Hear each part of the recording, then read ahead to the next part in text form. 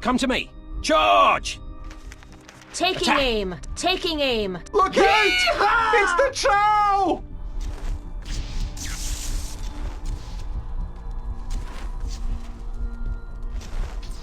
They're gonna kill us all!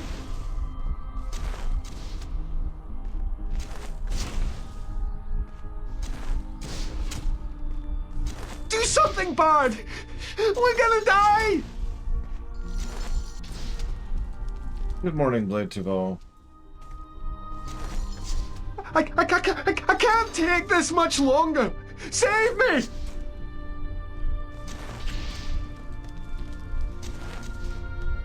Ah!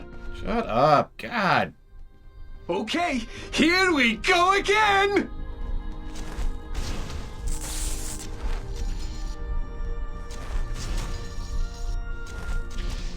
Why do they have... Never mind.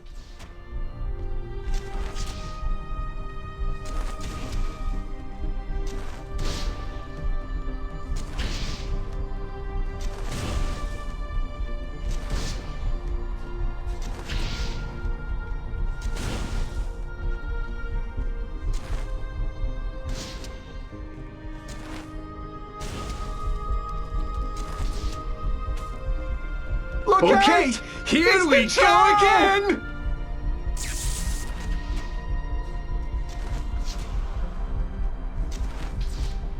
They're gonna kill us all! Fresh reminder. I don't have the audio muted. Oh, I should mention that. Hang on. Do something, Bard! We're gonna die! For those of you catching us on the highlights, you're probably wondering why I've been playing, Doom and Morrowind and Mechanicus and Stellaris music. I can't take this much longer! Save me! Now, obviously, we wanted to do some of the usual musical tests just for fun, but the real reason is because Oh, that looked painful. I haven't muted the in-game music. The in-game music is, in fact, on right now. You just can't hear it because there is none. So for an accurate depiction of the game combat and gameplay in this game,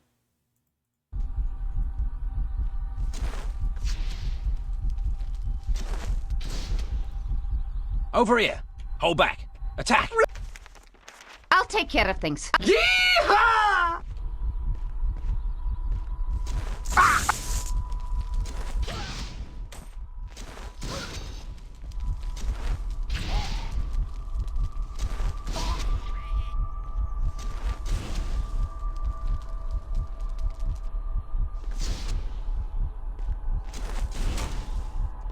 good morning, Space Cadet. Good morning, Takoida. Good morning, Robostall. Good morning, Crazy Norse. Good morning, Fife. So Yura asked a valid question, which is crazy. Sorry. I'm in a weird mood.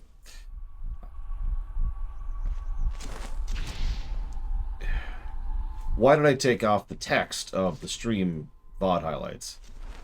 So,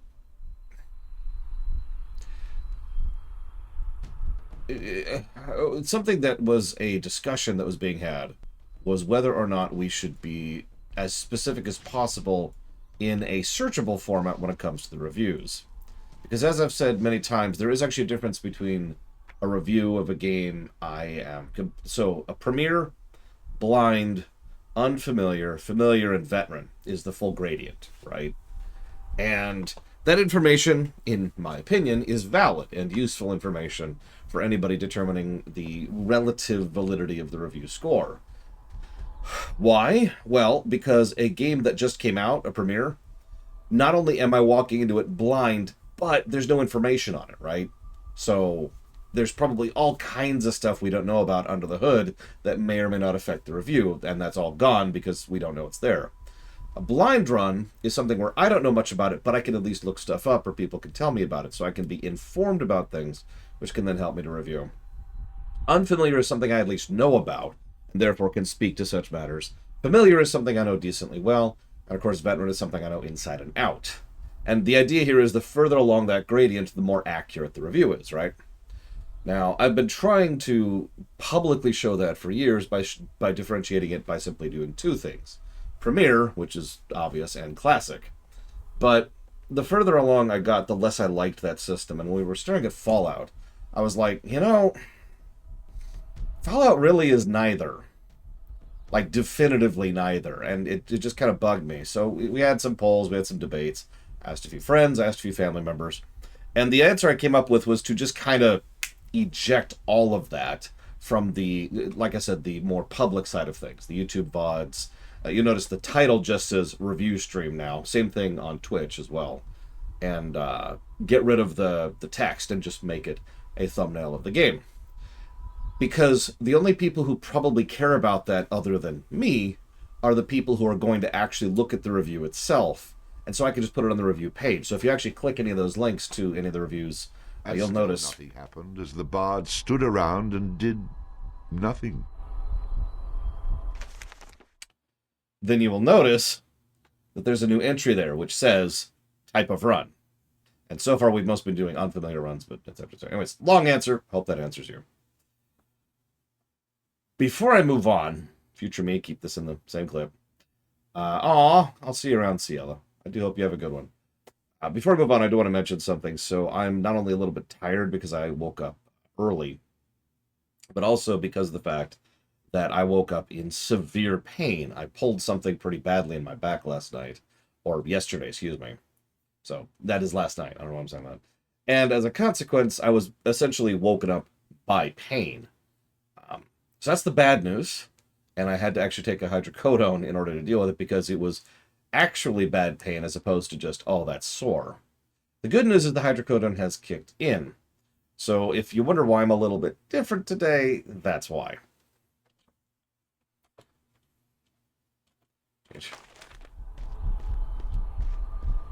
Look Okay, out! here It's we the go jar! again!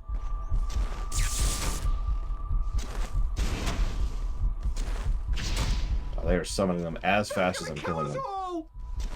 320. Jesus Christ, Ciela. Yeah, this is a perfect game to play while on drugs. Something bad. We're gonna die. Right up there with, what was that game? Paradise Killer. I can't take this much longer. Save me. Ah! Ah! Hello, Innocents.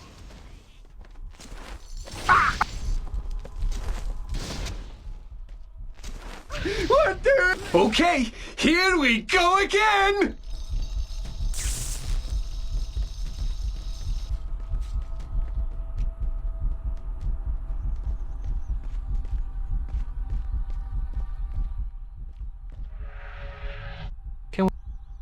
As you wish. Next.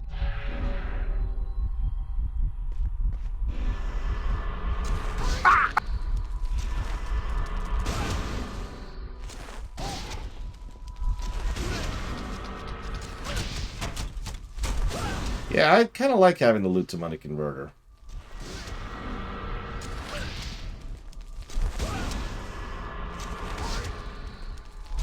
You know, that's a good question, Doncro. Hello, Retu.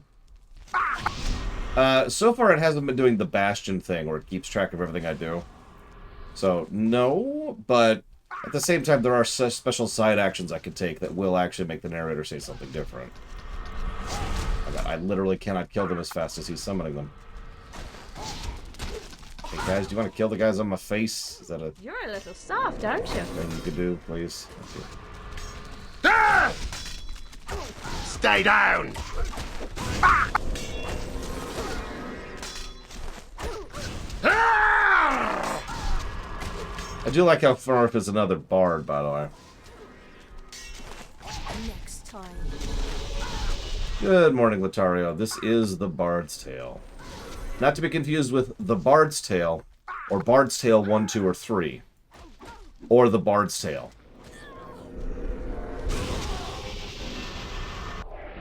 Yes, all of those really exist.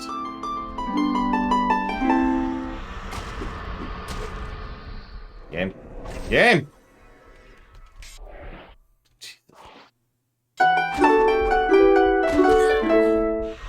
And she's instantly dead. Show me the target. Please. Am I even... Okay, here we go. Game?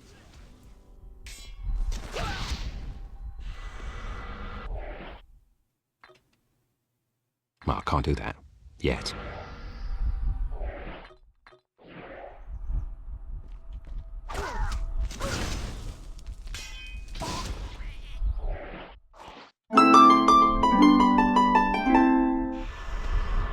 Somebody in need of healing? Hello, Zactaft.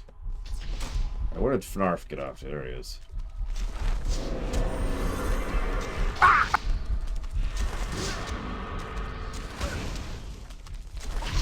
This is a boss fight. He summons ads faster than you can kill them.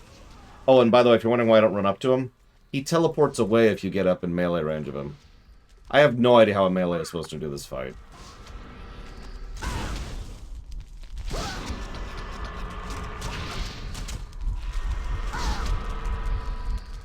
I'm essentially praying for crits to kill quickly enough in order to be able to push through them before he resummons an ad.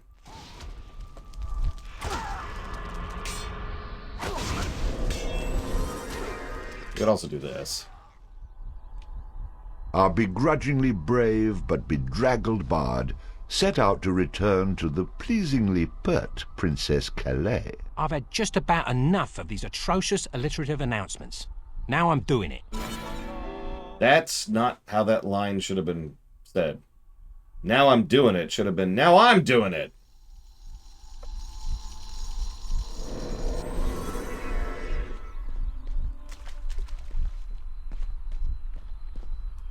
Sorry, not to nitpick the voice acting, but that's probably one of the first tidbits of actually bad voice acting. That is to say, bad voice direction in the whole game.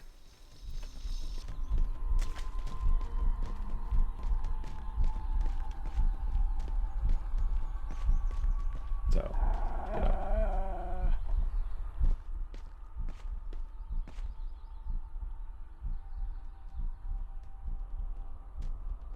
There you are. I've been wondering where you ran off to. You did it!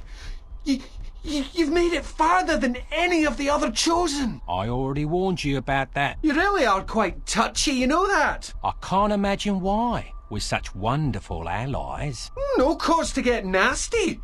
Here, I've got just the thing to cheer you up. A new tune. This is a good one too.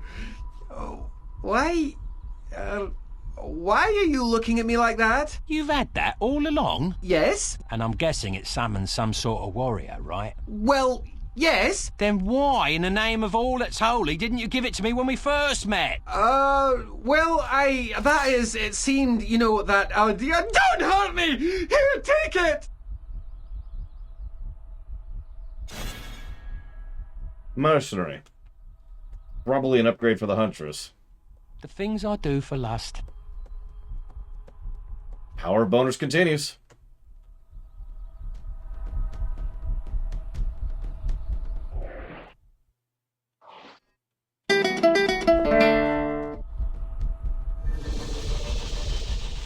It's really stiff, Dakota. I agree.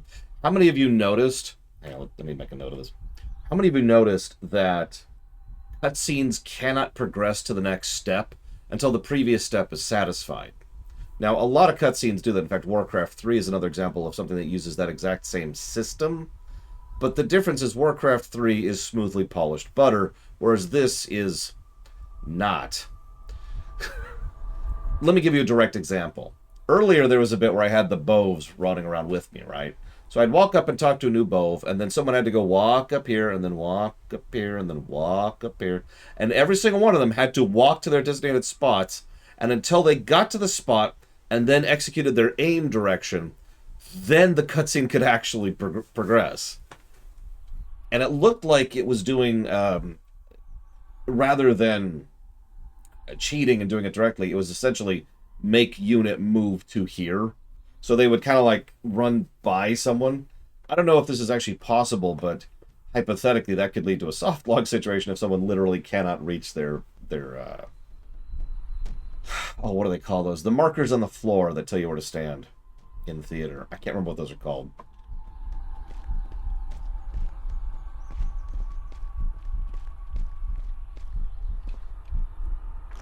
God, I've placed those damn things, and I can't think of the name of them.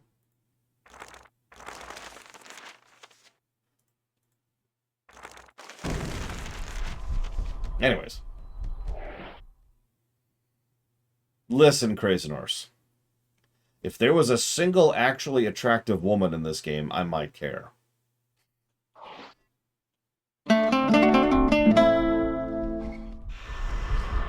Whose head needs cracking?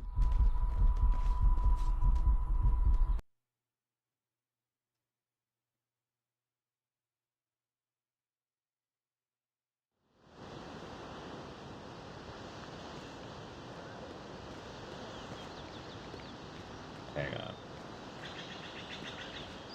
Is this the farm? Sorry, I'm trying to figure... Actually, I guess it should be like... Oh, God. Oh, God. Okay, this looks like the farm, so I missed something over here. Hey, Rama.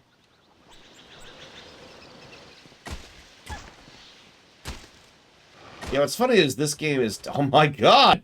Technically a little bit before the brown era of gaming, but it certainly doesn't look like it. There's at least a little color here and there, as you can see. There's our corpsey. Who's a good corpsey? Alright, let's glitch out some enemies, because we're a little low on everything.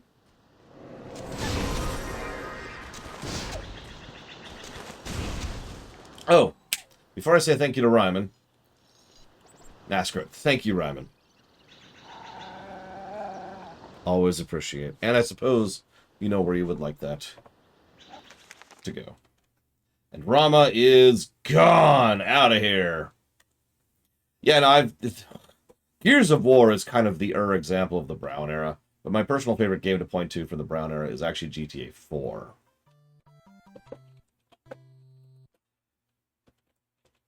Because the problem is there's a lot of games that really go full hog in the Brown that you've probably never heard of. That's the issue. Thank you, Inosians. I will jot that down for Wargroove, as always. Alright, so, before we examine this thing, let's have a quick discussion about the difficulty level. So there's easy, normal, and hard, right? So I actually have a thing right here which tells me what these difficulty levels do. So the main thing that they change is they give you more starting points in your stats. That's actually kind of it. However, there is one other change, and that is it changes how many save points are in the game. That's it. It decides how many save points there are and how many stats you start with. This is one of the reasons why, you know, us being on easy mode hasn't really been helping us, because nothing is different about the world or the AI or the number of enemies or the damage they do or the attacks they use or anything whatsoever. I don't know if that's really negative worthy, because at least it's not lazy difficulty, but I was a little surprised by that. However, that is absolutely a negative to the save system. We actually have precedence on giving negatives to games that limit us via save points and then do it wrong. And I think this qualifies.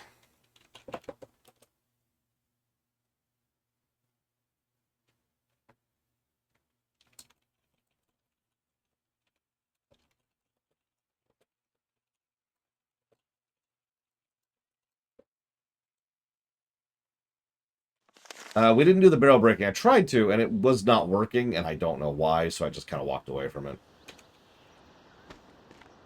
If you were another of those chosen ones, looks like the only thing you'd have been chosen for is lunch. I'm guessing you don't mind if I borrow this armor, though it doesn't seem to do much good against wolves.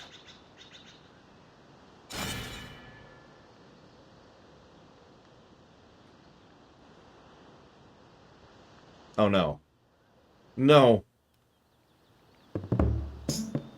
Oh, it's bad luck to be you.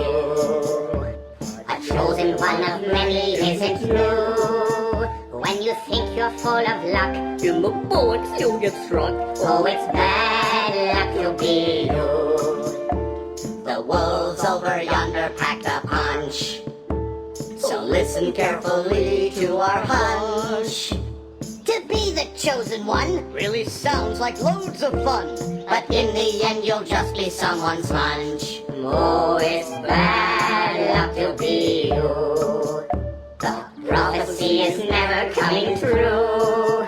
In the pickle, you'll be stuck. Like a chicken, you will cluck. Oh, it's bad luck to be you. Your mourning for this boy was very brief.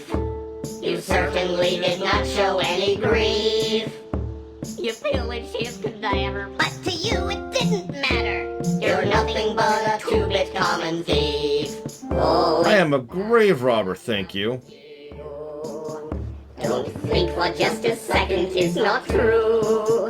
When your life is run amok, you will see that you're the schmuck. Oh, it's bad luck to be, really bad luck to be. Nobody could disagree. It's a freaking guarantee. It's bad luck to be you. It'll lead to.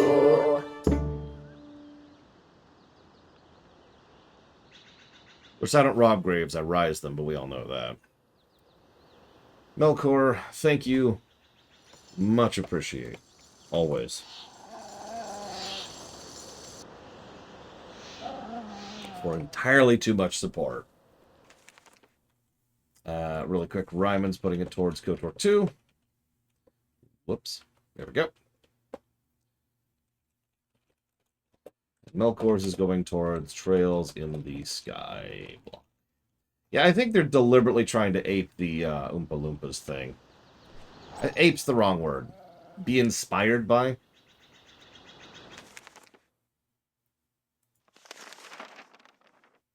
That was actually new armor. Holy crap.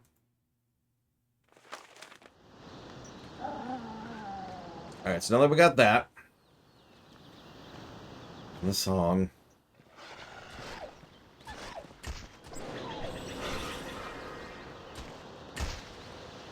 Oh, Jesus. Oh, Jesus. Oh, Jesus.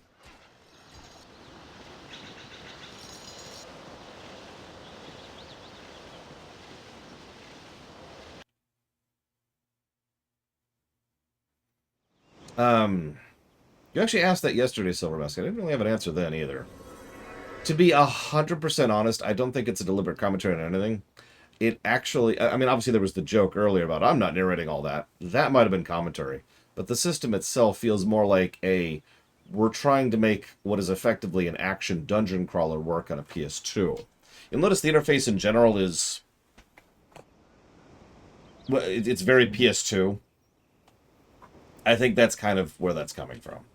The idea of actually coding an inventory and then getting it to function properly and giving it any kind of actual features, like sort or filter or anything like that, all of that takes time and effort and code, and a lot of PS2 games just kind of walked away from that, even ones that were so-called RPGs. It's something I've seen quite a bit. So yeah, I think that this is more just, they did that, and then they were like, you know, we should make a joke about that, and then they added that joke earlier. That's my take on it. Okay, let us advanceth the plotteth.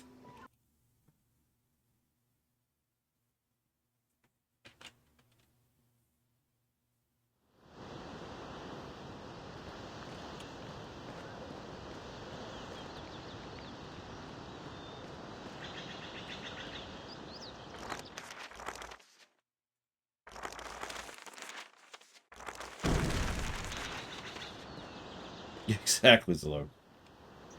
That's, you know, that's a good question, Yura. I don't know.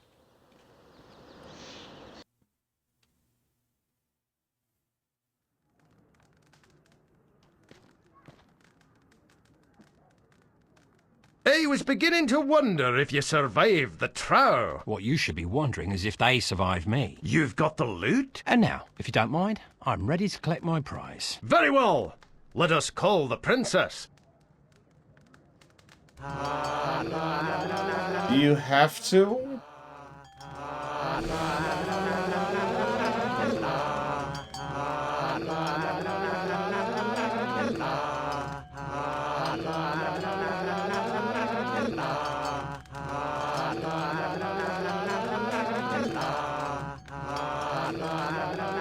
This is taking a really long time. You guys should really take this show on the road.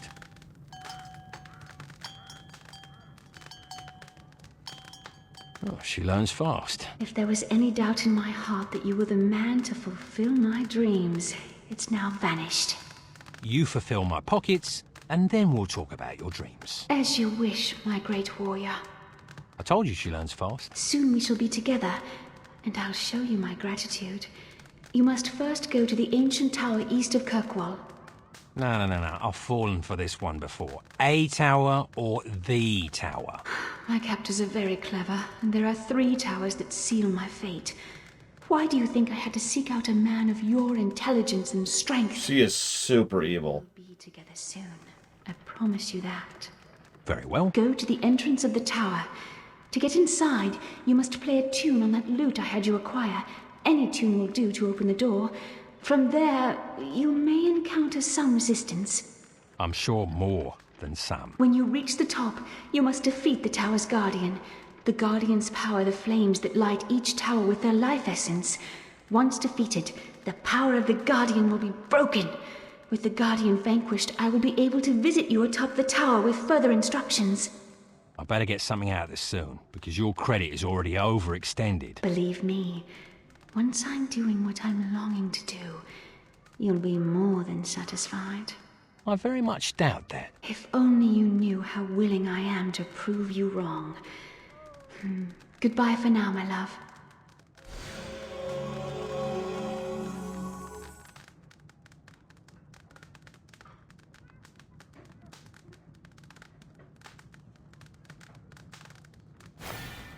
I don't know if I'd say humor removes a sense of stakes, so much as stakes don't apply in a parody work. Although, and I've said this before and I'll say this again, one of the reasons that certain parody films tend to work as well as they do is because they're good films regardless of the fact that they're a parody.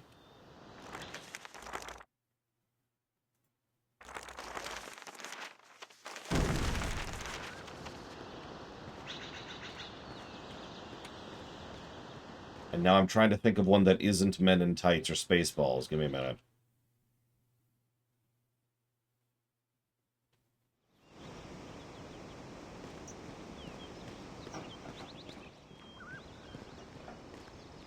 You know what? Princess Bride.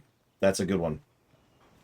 I think you were being sarcastic, but I actually do think that that film has stakes. It has plot. It has character. It is a good film, regardless of the fact that it's a parody.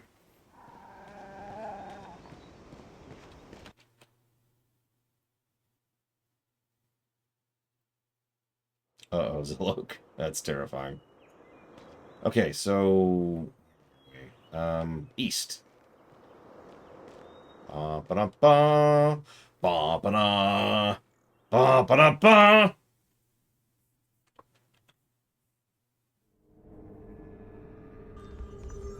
As the bard drew closer to the tower in the forest, a scene of great concern to him would play itself out atop another tower in the city of Dunby, many leagues away.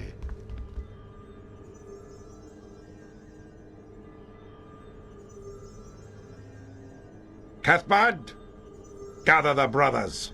Someone is nearing the first tower. At once, sir. Mackay, wake my pet. Yes, my lord, Finnick. That's pronounced Finnick?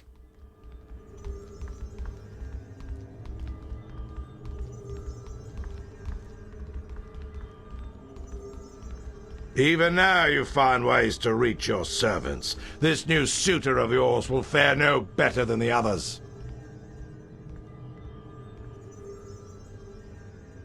Awaken, Herne!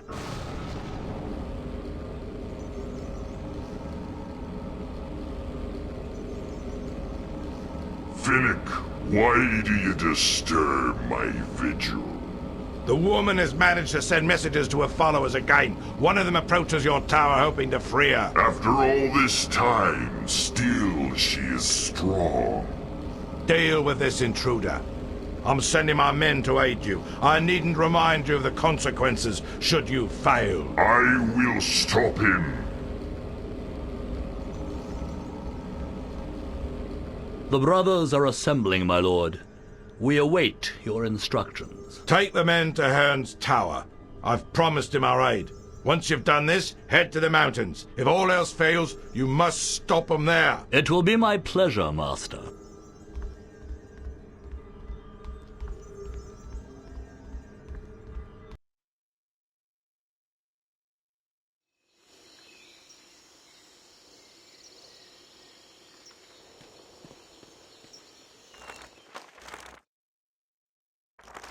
I mean, honestly, I think that's that same PS2 console problem I was just mentioning to Clyda. It's worth noting that the game I compared it to, Warcraft 3, was a PC game. God, you owe me a fortune for this. Although, it occurs to me that I'm about to die. Oh my god!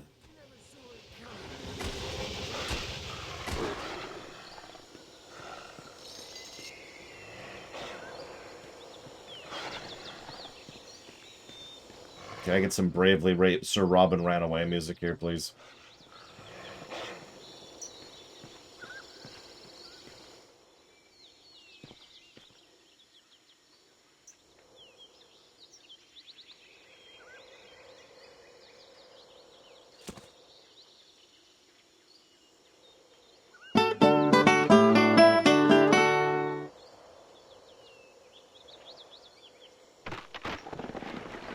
Unknowingly caught between the hammer and the anvil, our hero entered the tower. With his dog. Dog.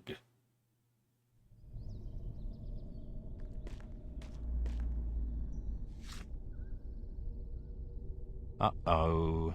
Look, I don't want any trouble. Turn around and walk the other way, for if you seek entrance into this place, trouble is all you shall find. Typical. I thought you might say something like that. I'm afraid I have to proceed. I've got quite the reward waiting for me when I finish this nonsense. I shall give my warning once more. Turn back, or perish. Those aren't very appealing choices. I'm gonna have to go with neither. Very well. I await you at the top, if you survive. Hold on! Damn. Why do I have to go all the way to the top? He was just here. He certainly knew I was coming. Evil, it seems, has a flair for the dramatic.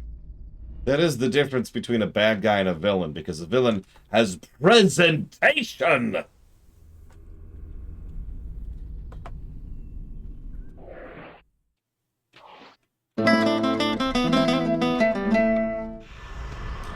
Somebody in need of healing?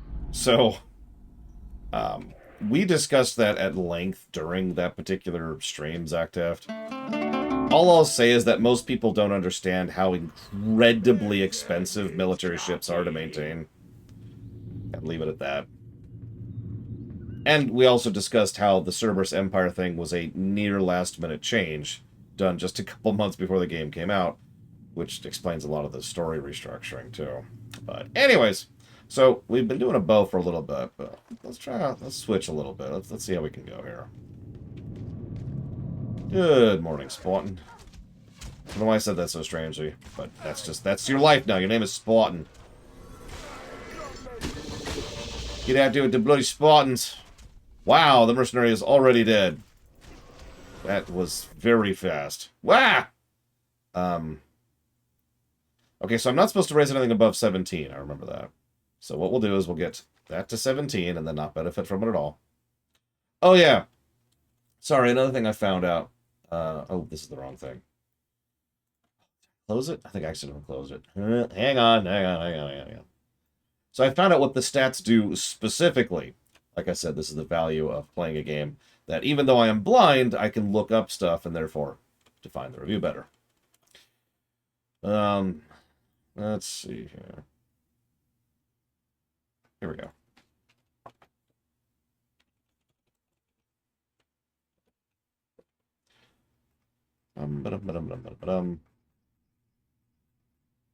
Of course it's... Sorry, give me a moment. There's your gear. There's all sorts of stuff that I don't care about. Nobody cares about any of this stuff. Except for all the people who care about it, obviously. Okay, here we go. So, rhythm increases the damage and health of the creatures by a percentage, which I'm very thankful for the fact that I maxed that out, because we're going to get upgrades for our summons, and eventually they're going to be a huge source of damage output. Probably our biggest damage output, which makes sense because we're a bard. Charisma only changes the price in shops, so we're going to just ignore that forever. Dexterity, each point increases range damage by 1. Each point of dexterity just adds 1 additional range damage. Same thing with strength, 1 additional damage per strike, which if you're paying attention means at 20 you get a plus 10, and that's kind of it. Vitality adds a variable amount of additional hit points, which is funny. Like, at first it gives you 5 hit points, but then it gives you 10, and then 10, and then 10, and then 15, and then 15, and then 15, and then 20, and then 25, and you get the idea. So, that's what stats do, for anybody curious. Oh, and so you get gear, which, as you're paying attention, is automatically equipped, because PS2 game. So that's why we are only going to be raising our stats to 17, because there is gear which you can get pretty universally, which adds +3 to all stats. And luck is a good question. That's a very good question. I'm glad I didn't just close that window again, because only a moron would do that. That would be absolute bonkers to close that window again. No one would ever do such a thing. Here we go. What the heck does luck do? Luck is done for rolls. The obvious ones being... This is actually interesting. So it does change the treasure that enemies drop, but it also increases damage done, which is normal. What I find interesting is also apparently there's a critical block in addition to a critical strike. So luck can increase your likelihood of critical blocking, too. When I say critical block, I don't mean like actually using the block mechanic. I mean you take less damage on a strike. Supposedly no, von Falkenstein. But I'm going off of walkthroughs and facts there, so I'm not going to say that with definitiveness. Anyways. So we are now allows maxed. The bard to train his dog in the... So I also looked this up. We want Power Shot because it's useless and terrible. Which passes through its target, used with a ranged skill. Now that sounds like a joke, but it's just like D&D. You have to get garbage feats to get good feats. The next feat we get after that is worth a damn. So we have to burn a feat on a prerequisite, a feat tax, if you will, in order to get the good thing. Yeah, build tax, which is a very common design concept in most everything. So please define satire for me, Mr. Red, and I will answer your question with the incredible power of answering that I have. Whose head needs cracking? Also, I'm sorry, I'm sick to death of this lack of music, so... Charge! I'll take care of things. I'll take care of Charge! things. Oh my god, Attack! come on, game. There we go. Okay. Attack!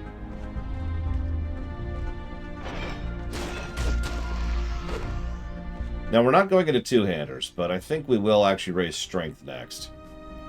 Try to get to the point where we can do some decent melee damage.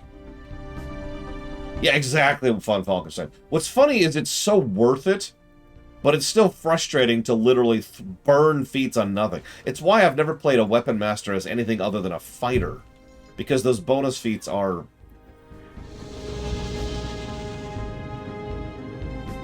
practically meant... What killed my people?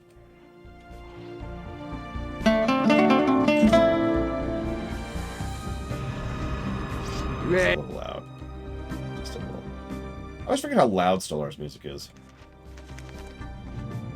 Yep, you also have to take int on a fighter in order to get that. It's just... Like, I get the conceptual idea behind build tax, but I really feel like it's a bad idea.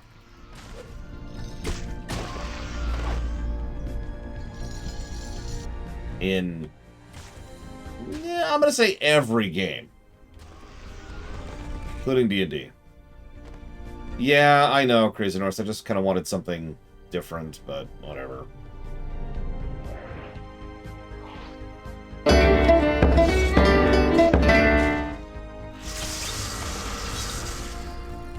So we now have the improved Thunder Spider, which I've figured out how the Thunder Spider works, too. I did a little bit of time researching the game facts.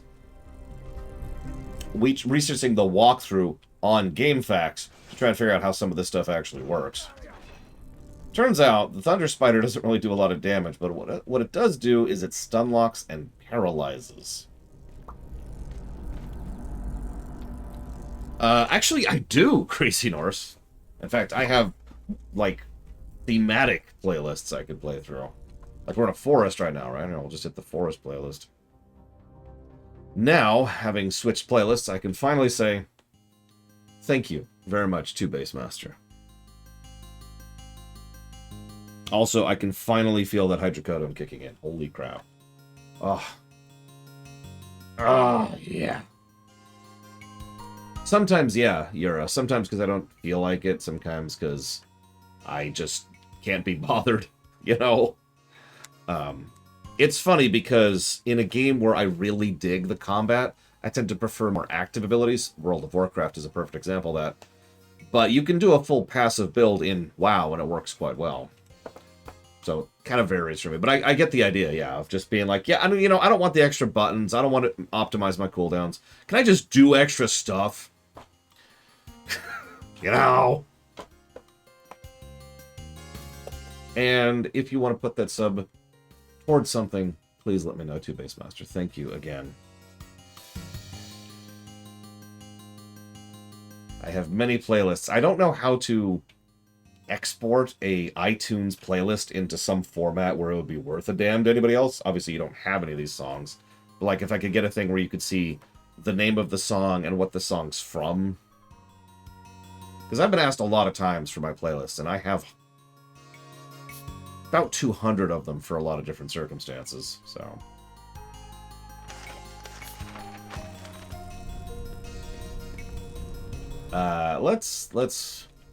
Okay. Go, my minions! Oh, right, I should probably turn on the question bot. Look, this morning's been rough, okay, Blade Truffle? You gotta work with me here.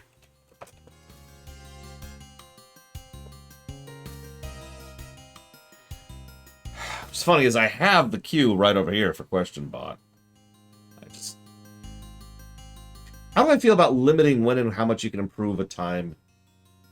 Hang on. How do I feel about limiting when and how much I can improve at a time in games to increase realism? I don't actually think I understand that. Do you mind clarifying that? Oh, and yes, I did read up on what the Vorpal, I believe it was Rat, does. It was part of several kill a boss quickly strategies. Fire Emblem 3 Houses. You got it. Jesus, that thunder is just destroying everything.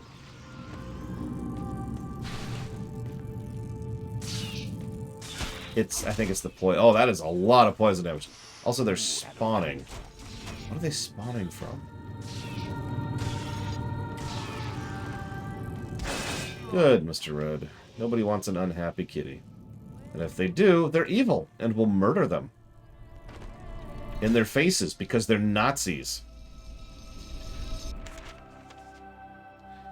Okay, fair enough, Crazy Norse. Fire Emblem 3 Houses, you got it. I feel like I already said that, but just being sure. A little out of it, on drugs. You know how it is.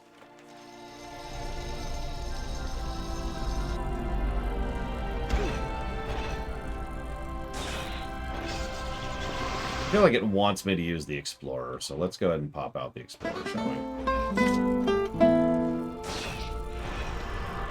I'm here!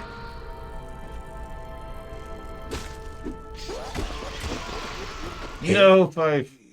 There's a trap. Must stop.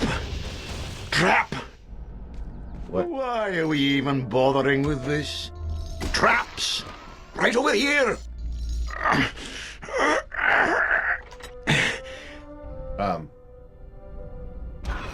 Thanks for letting me know about the trap. It was a certain scene about Ysera in Legion. Mr. Red. Thank you, Fife. The BRPG block. You got it. Oh, so he, like, stalls or stuns the trap. Okay. I thought he was just pointing him out, making him spawn on the map.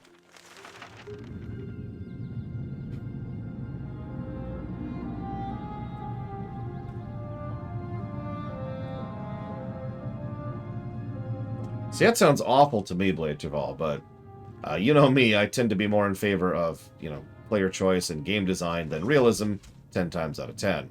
So if I had to choose between being able to... Oh, this mercenary is just paper thin, isn't he? Being able to store and use abilities, or realistically raising my abilities, I'll take the gameplay innovation there 10 times out of 10, like I said. It reminds me of the common argument in favor of the use it, level it system, aka, well, it's realistic to use something and get better at it. And while I get that, I just really don't agree. And they're all dead. I just summoned you. I just summoned you.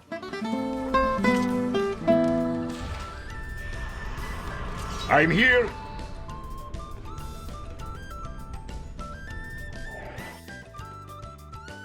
You know what?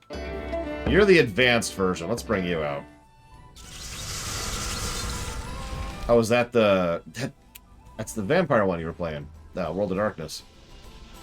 Yeah, that's awful, and screw that.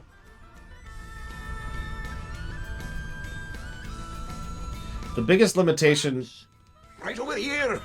...that I will tend to give my players in, like, a D&D campaign or whatever, is that they can't level up, like, instantly, just like that. Instead, they get to level up the next time they get to recover and repose. So, like, if you're in the middle of a dungeon and you technically level, you don't. You level when you are finished with the dungeon. That kind of a thing. That's about as far as I've ever gone with that sort of thing. Yeah, this is, there's a lot of audio spam. And not just the Shy Guys we're listening to right now.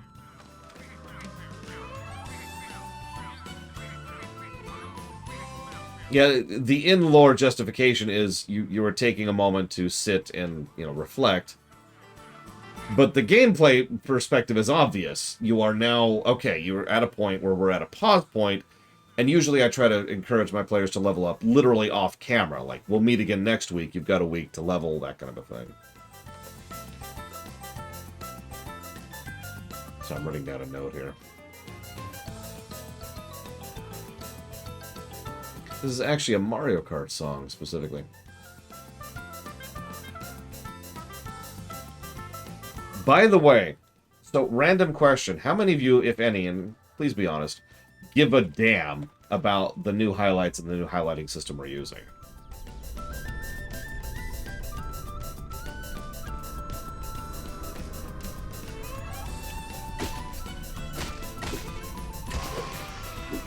Where does my...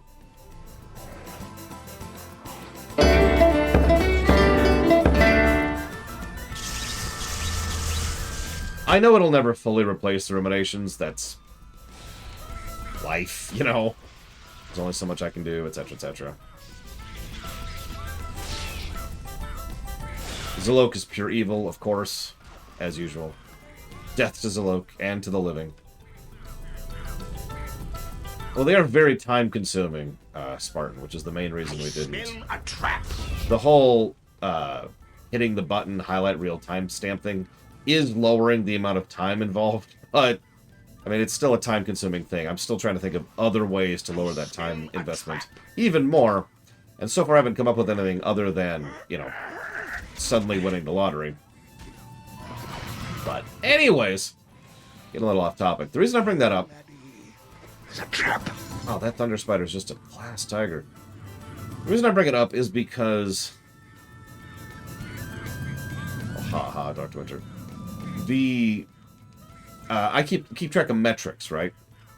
And I keep very careful track of metrics. And are all the many things that YouTube does wrong, it actually is a really good job of allowing you to have a large amount of information about how your videos are progressing, how they're performing. So check this out. Let's go look at the Spyro 3 highlight reel, which, as a reminder, went live yesterday. That's going to be important. So if we look at this, it's only gotten, give me a second here, 381 views. That's pretty low. So obviously the video's performing badly, right? On the off chance you don't get the joke, the reason I'm bringing that up is because for literally years I have been arguing with people about how views are not a useful metric for determining anything when it comes to YouTube videos, for a lot of reasons. But the point is, it's gotten a very relatively small number of views. That sucks. But let's look at the actual stats. So, there's actually a lot of stats here. I could mention the ratio of likes to dislikes because there is still a dislike button. I could mention the click-through. I could mention where people are getting this from. In fact, one little metric I'm going to share very briefly is that more people are getting this video in their recommended feed than average for me. So, like, most people, you know how there's just something over on the right side? More of them are seeing highlights than the ruminations were. I don't know why, that's just a thing that's true. Again, keep in mind this video just went live yesterday. But here's the really interesting part right here. Because there are two metrics which I think matter the most when it comes to determining how well a video is doing. The average viewer duration and the total watch time. Now, those are both kind of different angles on the same thing. Average viewer duration is each one of those views, on average, how much of the video do they watch? And the total watch time is obvious. How much of the video has been watched by people, right? So, the average viewer duration is so much higher than my ruminations, it's kind of laughable. Much more people are watching much more of this, of it on average, than they ever do on my ruminations. Now, hang on. Maybe that isn't valid because there are less views. So average viewership being higher, despite average clicks being lower, maybe that evens out, right? Well, that's why we have the total viewed time metric, which is way overperforming by quite a bit over my ruminations, which have been live for weeks or months. More people have watched more of my video, more of my highlight, which went live, again, last night, has been watched. I'm structuring the sentence terribly.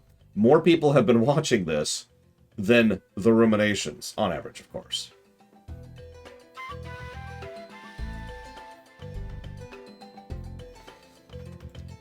Now, I'm going to keep paying attention to these metrics because I do need to know how well these are performing because they do take up time.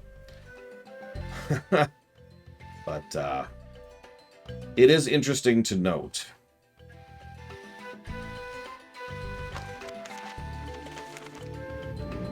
You know, that's true, Yura. I hear that all the time.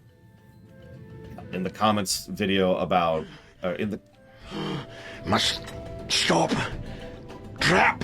About how we were discontinuing the ruminations, I got a lot of people saying, hey, I like going to sleep to your ruminations, which I know isn't an insult, but it is still kind of funny to think about. Traps!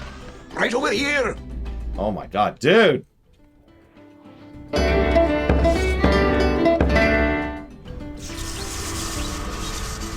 That was from offshore Twitch account, Mr. Red. I smell a trap! That's what I think of that. Must stop. Trap!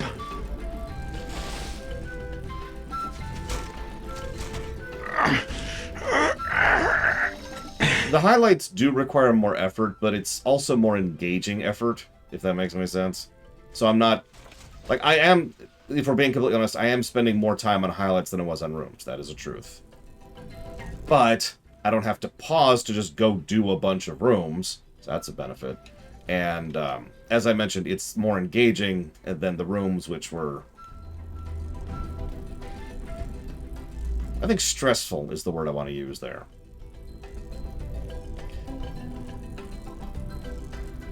Yeah, no kidding, very good. Anyways.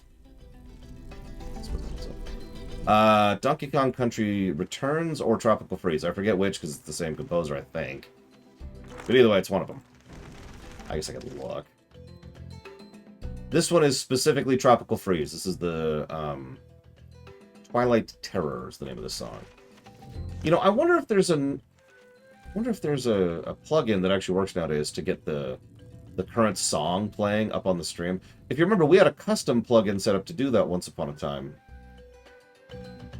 And it broke after a while, and then nobody really cared, so I never actually bothered to update it. Traps! Right over here! Blah! Just a bit of junk.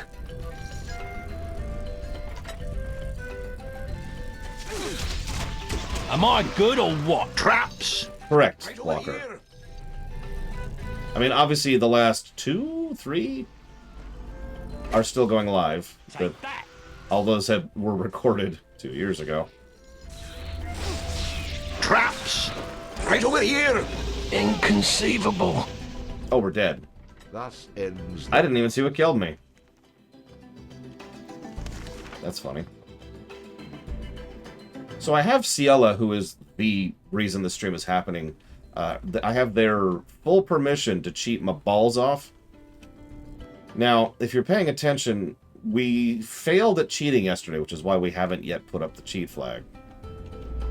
The thing is, there's built-in cheats here. GTA style. You know, input such and such, get output such and such.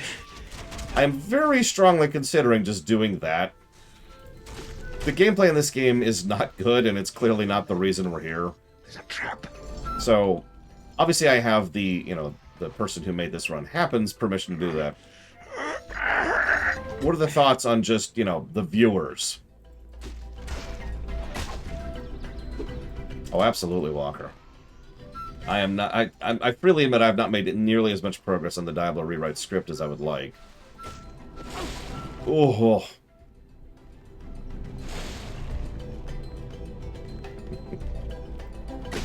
Make a gag out of it.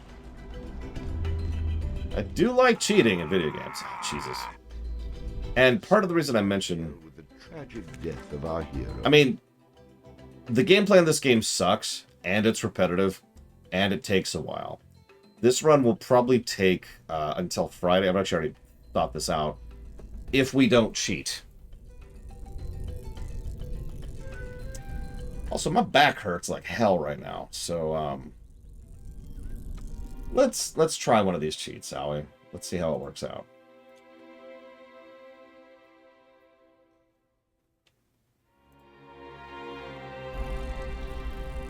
So there's not a lot of cheat programs or options for this, but I did find a couple. None of those worked, so I tried to do it manually, which also didn't work because I'm not smart enough to explain why. I understand why, but I don't know the terminology.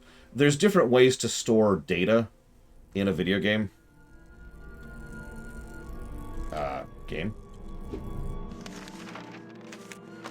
There you go. So, like, this value right here, our health being at 100. Looking for the value of 100 and finding the actual health value is a different type of variable stat, which requires a script to constantly find and then re-update, as opposed to just a static whatever it's called, which I can then just update and keep. And by the way, I just hate that in video games. I don't know why programmers do it. I'm certainly there's a reason for it. No, I agree with you completely, Zilok. It's probably one of the only story negatives I could think of for this game. In fact, I should jot that down.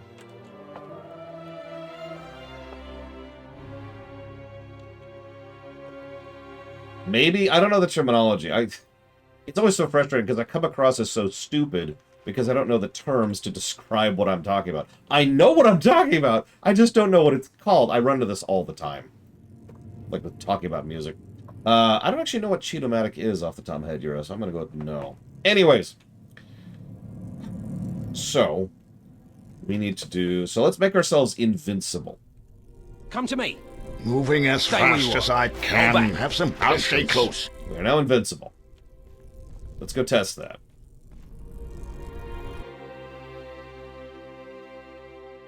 Oh, nice, Spartan. Odds for the win. I smell a trap. Let's just walk through here and see what happens. Now that was enjoyable. See you get a taste of my medicine. Yep. We're invincible. Good to know. Now that was enjoyable. See you get a taste of my medicine. Now we should probably kill as we go, because we still want to kind of gauge and test this game. Traps. Right over here. You know. Yeah, the fact that it has the pop-up is nice, too. There's several games where you can punch in a cheat, and there is no feedback that that cheat has gone in at all. Right over here. That always irritates me just a little bit. Am I good or what? Traps. Right over here. I'm gonna let you die, dude. I just want you to know that. And it's because you won't shut your gob. And that's saying something coming from me.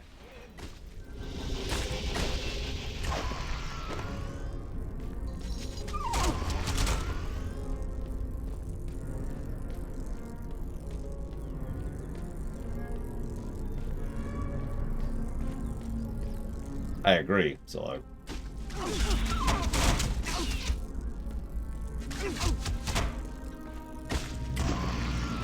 It's a shame that Dragon Age Origins doesn't have proper mod support, Spartan.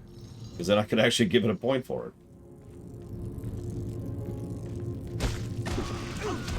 Yeah, exactly, Alex. That's why we're just kind of mulching here. In fact, we should probably go ahead and get our DPSer back. Take that! In fact, I want to test something once this spider dies. Ready to scrap! Yeah, I remember the first time I learned that, Euro, and I was just like... And the funny thing was, I was surprised by it, but then I was like, but that actually makes perfect sense. Holy crap. Did not think about that. Do I have a damage cheat? Yes! So I don't know what it does exactly, obviously. But more to the point, I also don't know if I can turn it back off. Which is why I'm not using it right now. Okay, so let's do this test, which I meant to do. I can have two of the same category on. I was wondering. And stay down!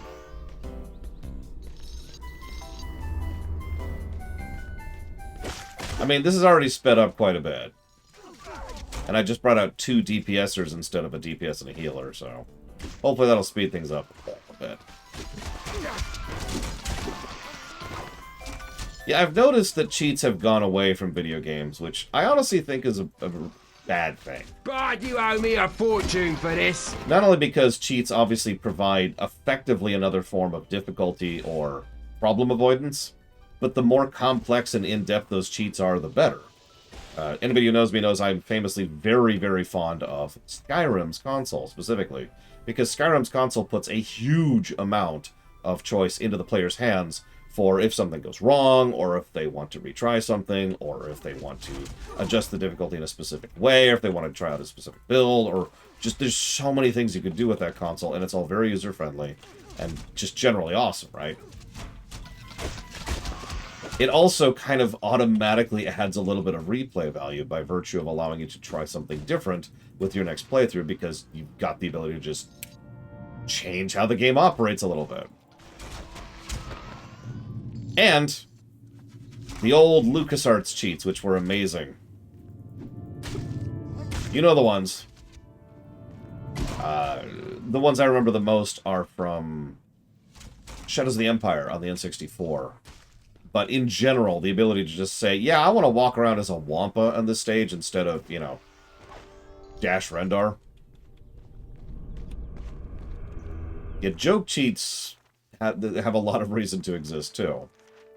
Whether they're literally changing the gameplay, like the aforementioned Wampa thing, or big head mode, which was pretty common for a while there. Everyone's a puppy is one I remember from some game or another. You get the idea.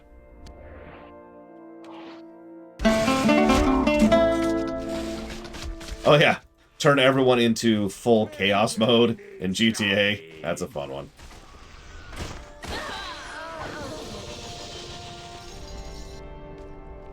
You get my point, though. Sorry, I don't know how we got off on that topic, but the point is, cheats are good, as long as you're not cheating. That's terrible. And that's why Dark Souls...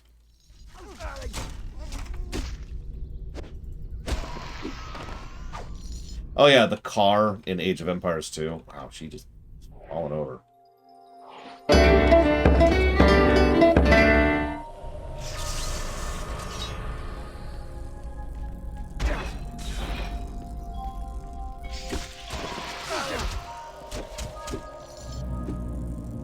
You know, one thing I'm dreading about reviewing Age of Empires, I think it's one or two, I forget which, to be completely honest with you. I think it's one. Age of Empires 1 has an extremely severe and honestly kind of a bad difficulty curve. And it's an old RTS, so most of its difficulty is extremely artificial and irritating anyways. In fact, I'm not sure I've ever beaten several campaigns in Age of Empires 1 without cheating. So that should be fun.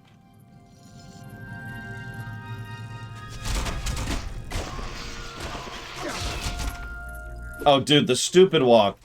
I don't remember. Obviously, the West of Loathing review isn't modern, isn't up to code, but I'm pretty sure we gave a positive just for the silly walk because it was that awesome.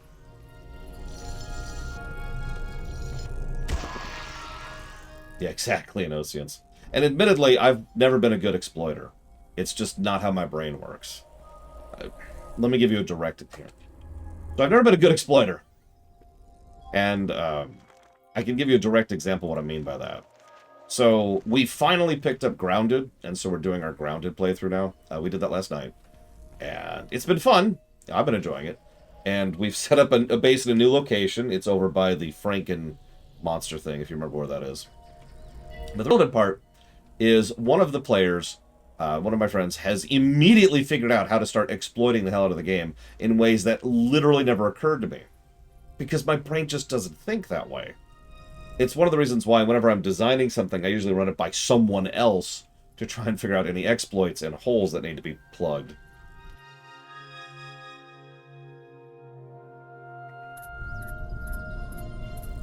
So.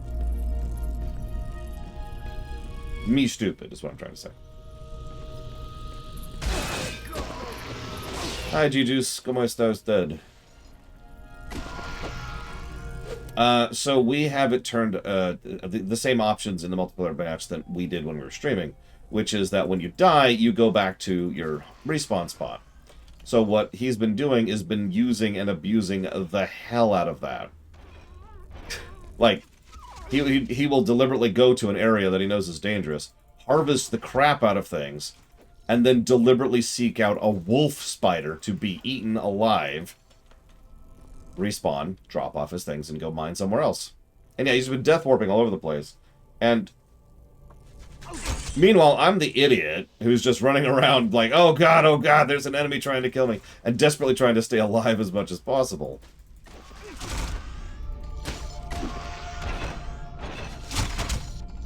I assume you've heard of the Spiffing Brit Retu, but on the off chance you haven't, I can recommend most of his older stuff. I don't like his newer stuff as well, but he's still a cool guy. Am I good or what?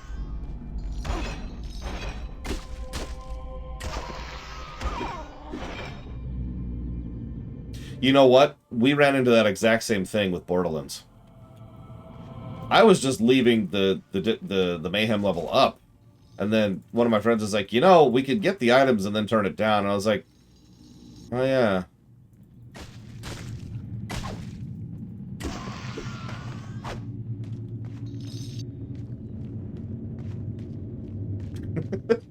Like I said, it just doesn't even occur to me. I don't think that way. I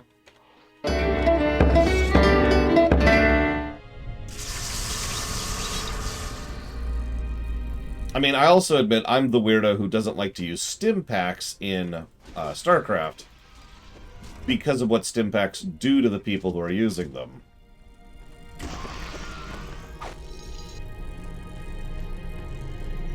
So that's kind of where my mindset tends to be.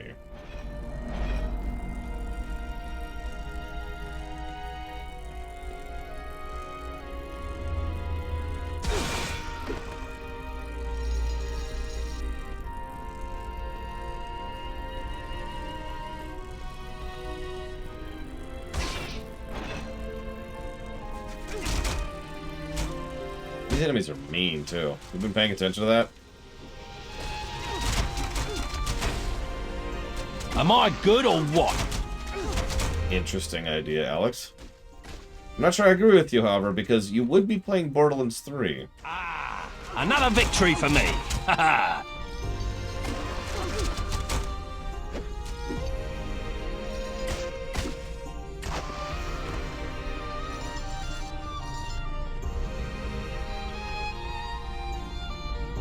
Look, no offense to anybody who likes Borderlands 3. I mean, we played all the way through it, with one notable exception. And it had some good points, and it was fun to play co-op, but oh my god, that game.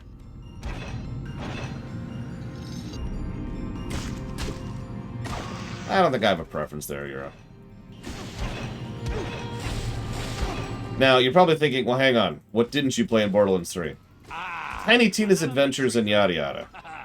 And you're probably thinking, but why not? That was awesome. And you're right. It was awesome.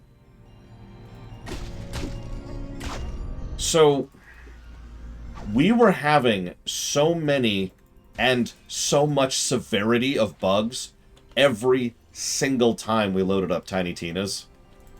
It was actually unplayable. I'm talking, imagine that the light sources are so severe that you actually can't see the screen. Or maybe there's a thing where textures aren't rendering at all, any of them. So there are no textures. Which means you're just walking through a void trying to bump into the collision models. The standalone. The one that you get as a separate standalone thing.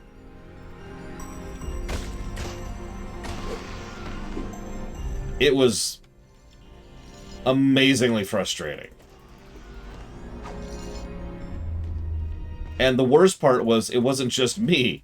We all know I'm the bug runner, and I tend to find random bugs all over the place. It was actually all of us. But the really screwed up thing, that's true, Luke. That's true. The really screwed up thing is that it would like I would get a bug, and so I'd reload. But then we'd play through another mission, and then someone else would get a bug, so he'd have to reload. And it was just this non-stop thing.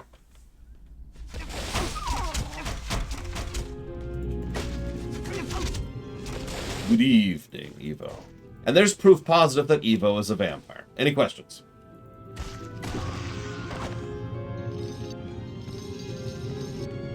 Yeah, you notice that despite cheating, we're still in the same dungeon. So I'm going to be an idiot here, but I don't know how to define which specific game we're playing. Maybe if I describe it. So we start off, there's the woman who's like really into kicking butt. There's the dude who wants to seduce everything. There's Tina herself, of course, and we're like the newbie, right? And it's like, no, let them do this. And so we go and make a character, and we go through the tutorial valley. And we didn't actually get that far because of the bug problems.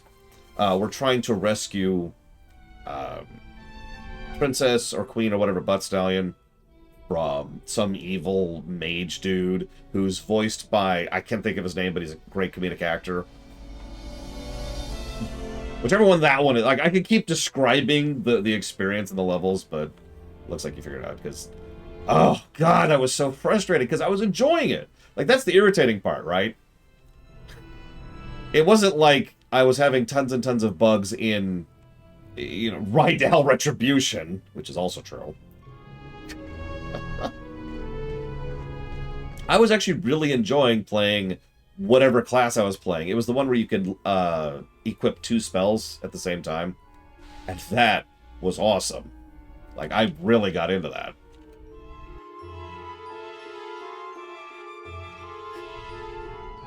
But no. As promised, Hearn met the bard atop the tower. If the bard wished the flame of the tower extinguished, he would first have to extinguish the life of its guardian. You may have made it this far, but your journey ends here. Prepare to die. Die? I've got too much to live for. But an old weed like yourself wouldn't understand such things. Time to do a little gardening, I think.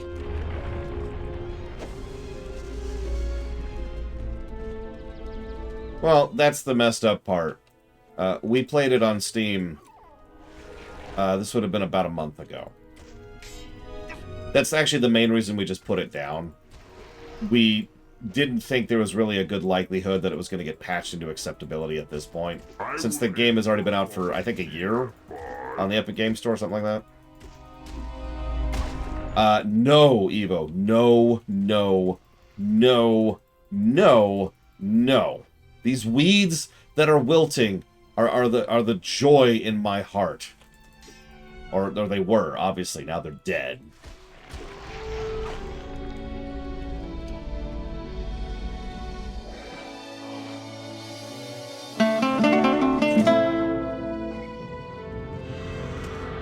Ready to scrap!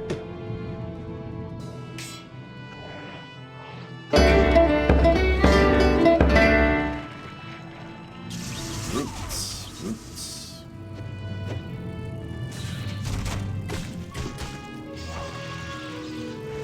Oh, sorry, I should turn off the music so you can get the legitimate experience of what this boss battle is supposed to be like.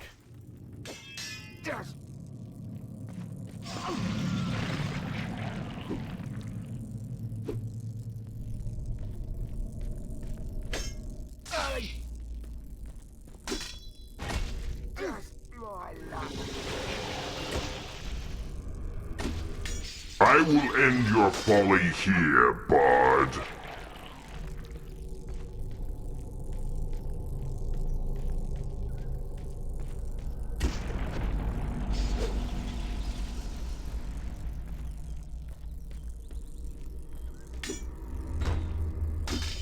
I will end your folly here, bard.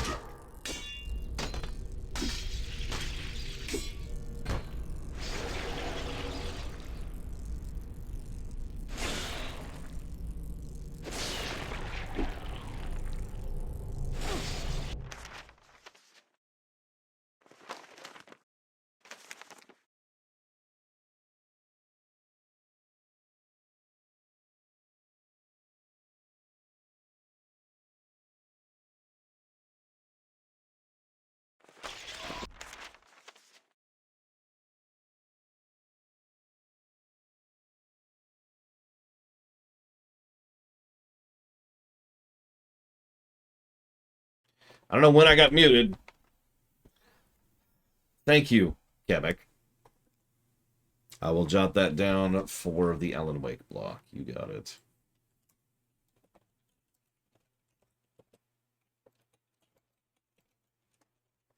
About an hour? Yeah, no, that sounds about right.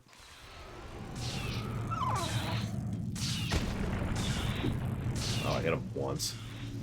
That poison's mean, too. Look at that.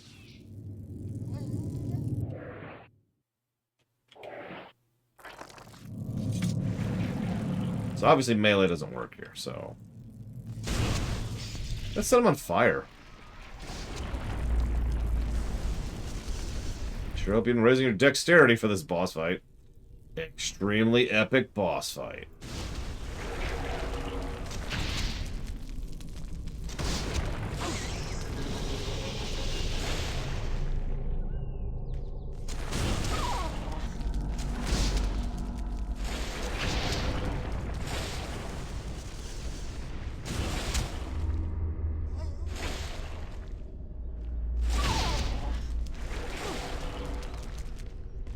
Yeah, that's the other thing.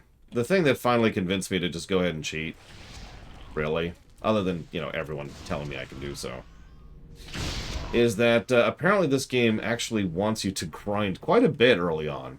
Supposedly that smooths out after a point, but,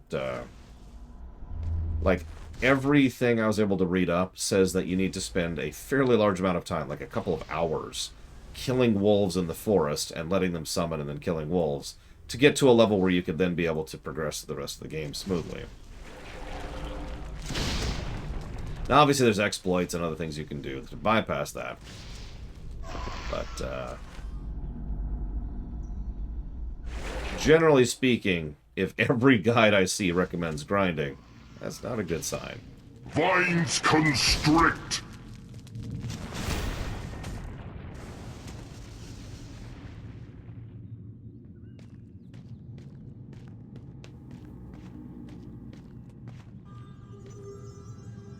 Yeah, we just talked about this. I don't know how to do exploits.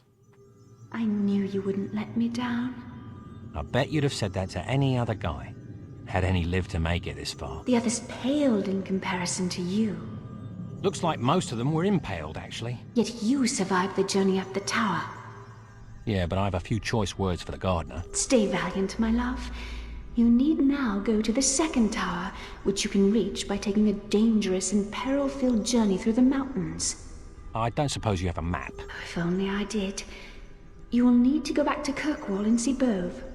Does the term vicious circle mean anything to you? He's waiting for you and will guide you through the mountains. A different instrument is needed to enter the mountain tower. Bove knows of its location and can help you obtain it on your way through. Be certain to take the Spirit Stone of Han. His power will now be added to your own. You better be damn rich. That's all I can say. More than you will be able to spend in your lifetime, my love. But you must hurry. The next torch must be put out soon. Speaking of putting out... Hurry, my champion.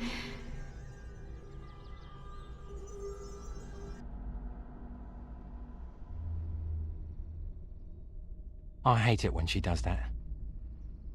The bard had no time for rest, for the danger of this tower had not yet passed.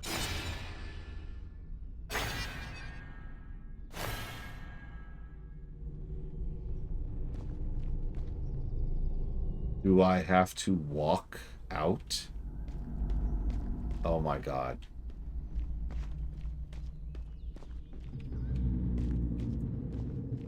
Most of my ideas, Gum usually come from bouncing random thoughts off of other people.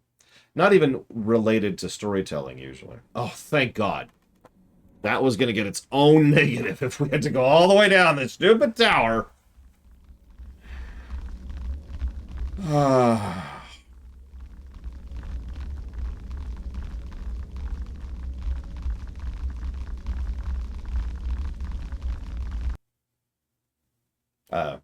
And now it's on fire. No, it's raining. Meanwhile, back in Kirkwall, one of the bard's past errors would come back to haunt him.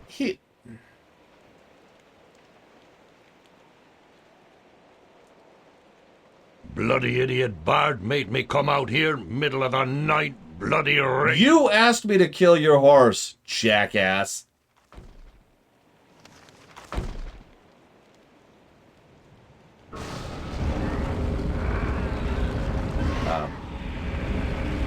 What?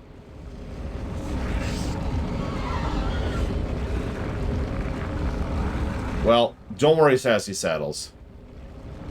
Here you go.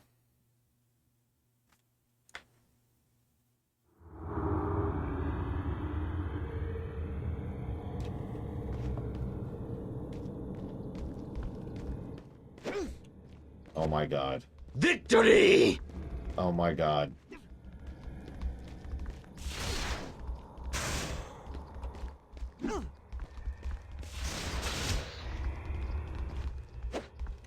Death to the bard!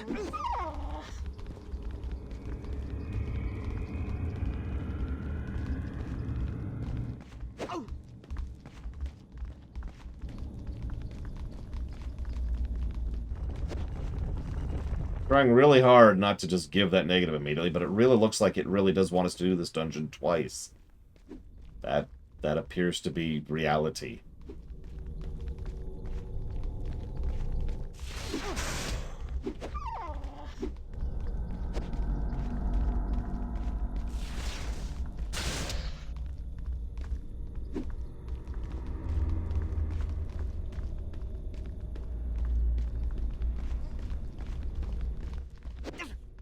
We triumph! Once again, innate sound. The dog's the green circle behind me there. I mean, honestly, Suffolk, that might actually be the truth here. This, once again, this reminds me so much of Wasteland 2. Good writing? Yeah. Good moments? Yeah. A couple issues here and there, but overall, good stuff. And then there's the gameplay, which is boring. Just really, really boring. Somebody asked me Yeah, it also unmaps the whole map because technically we're in a new dungeon. Thanks for that, game. Appreciate it. Somebody asked me, is there anything that's banned from my D&D table? So technically, yes, a lot of things are. But as I like to say, Rule 0 tends to cover all of that. Drow sprayed! So generally speaking, if you're at my D&D table and you're following Rule 0, we're fine. If you are not, then we have an issue. Well, you don't like the brown on green on gray? With bad lighting? I mean, I know I'm on an OLED, but...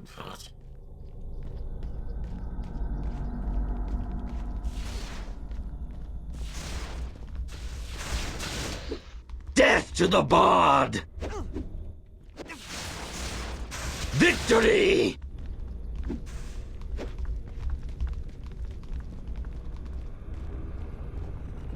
So I've actually been fortunate in my life, Evo. I've only encountered a few dicks at the table. Not literally. When it comes to D&D.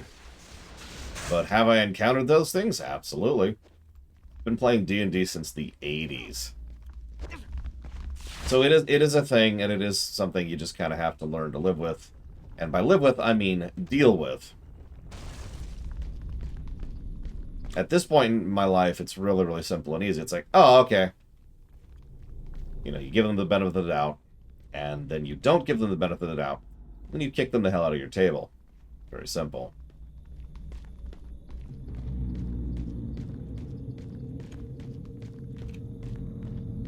Having said that, there are a few things that I would consider to be specifically banned. Banned might be the wrong word, but generally speaking, I don't play with players anymore who do things like, for example, try way too hard to be edgy. How many of you have encountered the edgy tabletop player?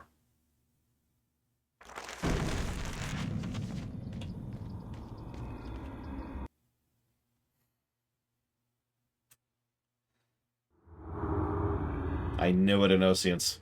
I always knew! Oh my god. Oh yeah, I've also encountered that in LARP quite a bit. In fact, I've probably told the story about the guy who would literally bite people. So, there's a lot of brands of edgy, because Evo's like, edgy in what sense? The answer, of course, to your question is yes. Because I've encountered all kinds. So, first of all, we've got the dark and broody story about my parents who abandoned me as a child and then sold me into slave labor. And when they did, I had to live off the streets and eat concrete for sustenance. And then I had to go out and try to find the only thing that could satisfy my thirst for blood by torturing sand. I can't even do this off the top of my head. Yeah, you know what? Here's how to explain that type of character in a nutshell. Darkness! Da-na-na-na-na-na! No parents! Da-na-na-na-na-na!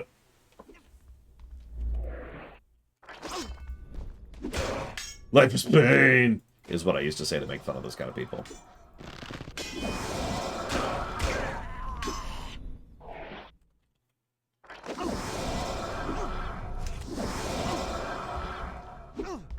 We triumph! God damn it, game! Shoot the bow! Death to the bard! I'm only stopping to kill you because you were literally blocking the way. In fact, this is officially not worth my time. Oh my god. Hey! So, that's the most vanilla form of edgy. Then you have the people who like to be, how do I put this as nicely as possible? Juvenile. Now, juvenile players tend to irritate me personally, for obvious reasons. But what really frustrates me about it is when we are working or playing, I don't know why I said working, when we're playing with females at the table. Now, you might say, oh, that never happens, and in which case you're a moron. Because I think almost every D&D group I have ever been a part of has included at least one female. Again, going back to the 80s, it's really common. So, yeah, no. Being juvenile towards the female players of the group is not acceptable. I know. Shocking. Rules lawyers? Well, rules lawyers is violating Rule 0, Crazy Norse. So that's just kind of over there by that. But then there's the violators of Rule 1. So you're probably thinking, all right, what's Rule 1? Because we all know what Rule 0 is, because Rule 0 applies universally. But there is actually a Rule 1 of D&D, and that Rule 1 is GM's word is law. But Rule 2, which is the one I was actually thinking of, because I'm an idiot, is we're all here to have fun. Anybody who violates Rule 2 is causing problems.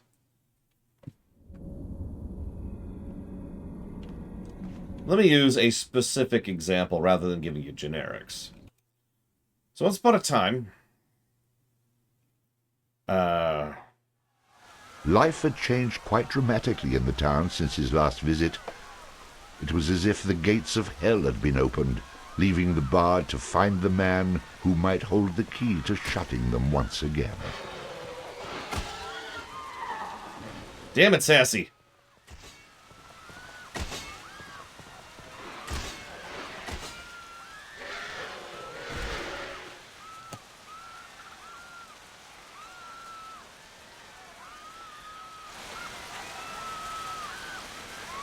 Yeah, just casually decapitating people. It's cool. It's fine. It's fine. So, rules lawyers tend to be irritating, but the one that pisses me off more is the takes this a little bit too seriously. Could you stop screaming for 5 seconds? I'm trying to talk here. What I mean by that is, I'm not trying to say you shouldn't take it seriously, quite the contrary. I actually rather enjoy it if my players are sufficiently into the game that they're with it, right? Like that they're excited about what's happening, or they're affected by moments. But there is such a thing as taking it too seriously, when you go too far to the extreme over here. And those people suck. So I told you I'd give you a specific example. Much better. Just pretend I put in some ear stoppers or whatever.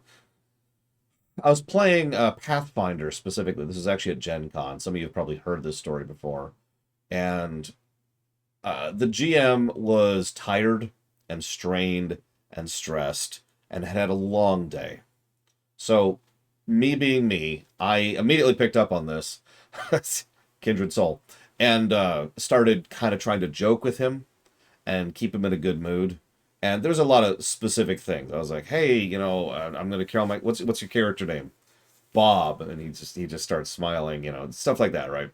And there was this bit where I was trying to finagle my way into a situation. I actually specifically got my character drunk in a way that made sense and furthered the campaign, I feel like pointing out. But the point is I was trying to add some levity to it for the sake of our GM, who was clearly beleaguered. We were literally his last group of the day. Then there's this other guy at the table whose character name was, and I'm going to make this up, Filtarian Teneretitayatavil Meritish Zandave, the 47th. And I think that's about as long as his name was, no exaggeration. He also was very insistent upon getting exactly the right amount of experience and items from the thing, because he was going to take it to his next table. And this was like his 5th table of the day, and he was just kind of making the circuits. And he got legitimately angry at both the GM and me for joking around. And got to the point of actually blowing up at me at one point for not taking the game seriously. This is a good time to mention that the only person who actually figured out what was going on with regards to the plot of the module we're playing was me, and I was also the one who got us through the dilemma we were trying to do and successfully completed the quest, because I was both paying attention and taking it seriously. And thus we enter the extremes thing that we mentioned earlier. Now here's the funny thing. You know the next thing that pisses me off the most? The other extreme. The people who take it way too casually. I have another story for you. Still Gen Con, different year. D&D instead of Pathfinder. So, I'm there. So is my sister and her husband. And my niece, actually. And on the other, and we're doing a random group with a gentleman and his 2 sons. You've probably heard this story too. Now, the gentleman and one of his sons, clear D&D geeks, big into it. Like, they were just there to have fun in a good way, not too far, not too extreme. So this was before Out of the Abyss came out. It was actually one of the prologue campaigns that led into Out of the Abyss. And so we're like, hey, and they're like, hey, and there was just this. It was a pretty good time, except if you're paying attention, I singled out the other son, who was on this side of the extreme, who was so not into it and so actively not giving a crap that he was bringing the entire table down. To give you a specific example, at one point during the combat, he decided to attack my sister's character. No reason, of course, and in fact, when she turned to him and said, "Are you seriously attacking me?" his response was, I guess.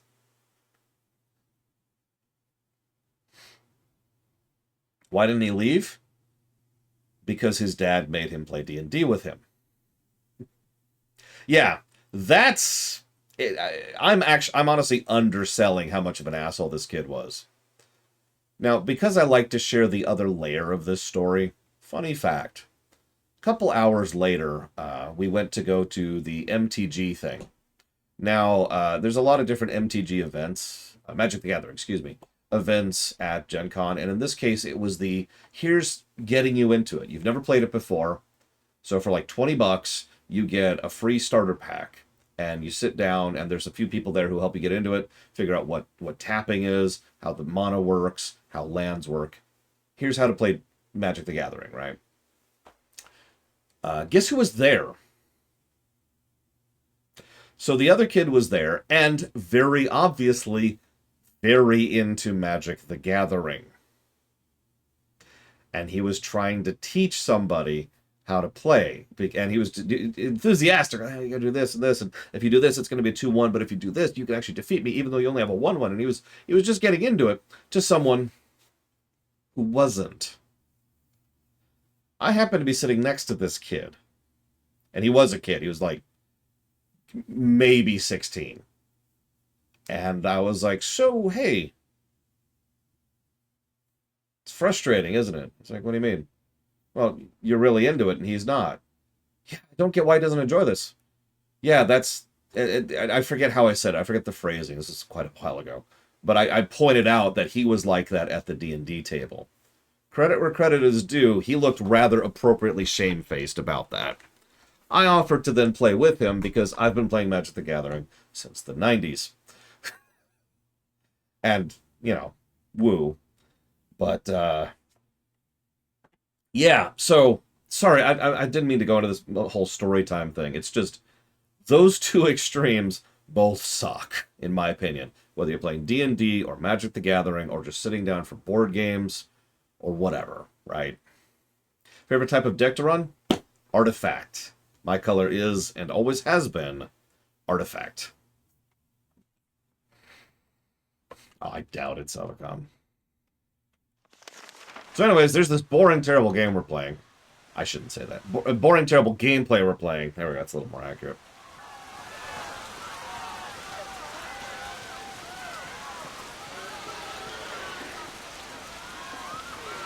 A lesson I have been in the middle of attempting to teach my niece is how not to be too competitive. Because she's slipping into that particular mindset. No judgment. We all do. I did. And I imagine pretty much everyone in chat has had at least one point in your life when you are too competitive. Usually when you're a kid, because, at that point, you're just getting the enjoyment of being like, yeah. I think Crazy Horse is making fun of me here. Too focused on winning might be a slightly better way to put that. Trying a little bit too hard and rubbing it in a little bit too much and actively reducing the overall enjoyment of the other people involved, including yourself, actually, if you don't win. I guess we could go do some combat. Let's go do some combat. But,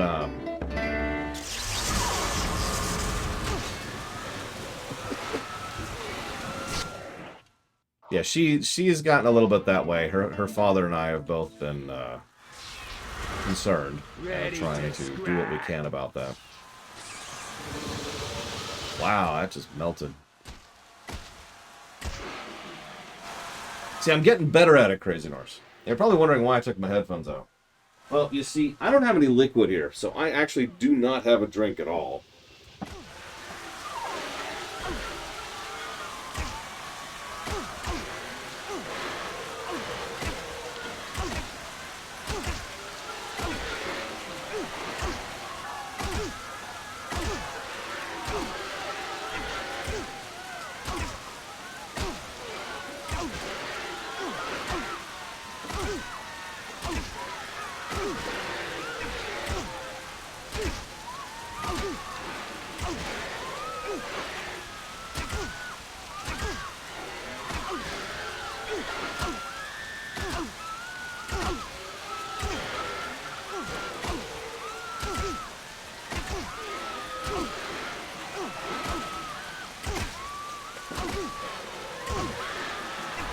And if ever there was a game to play with drinks, it's this one.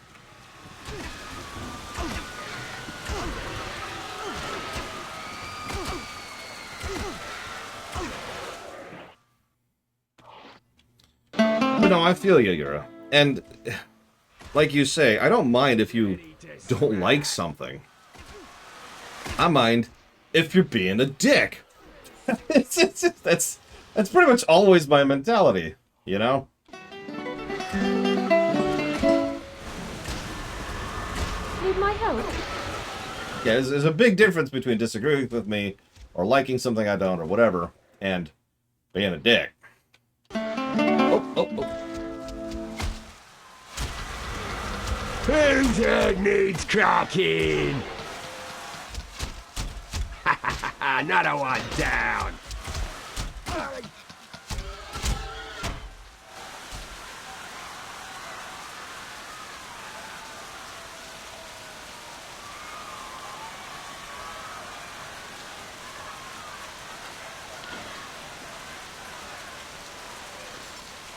Tell you what, just send him to me, Rex. I'll GM completely blind for him.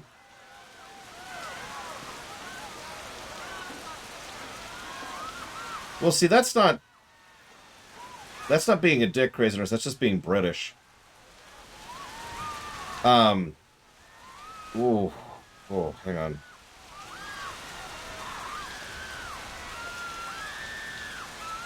Okay.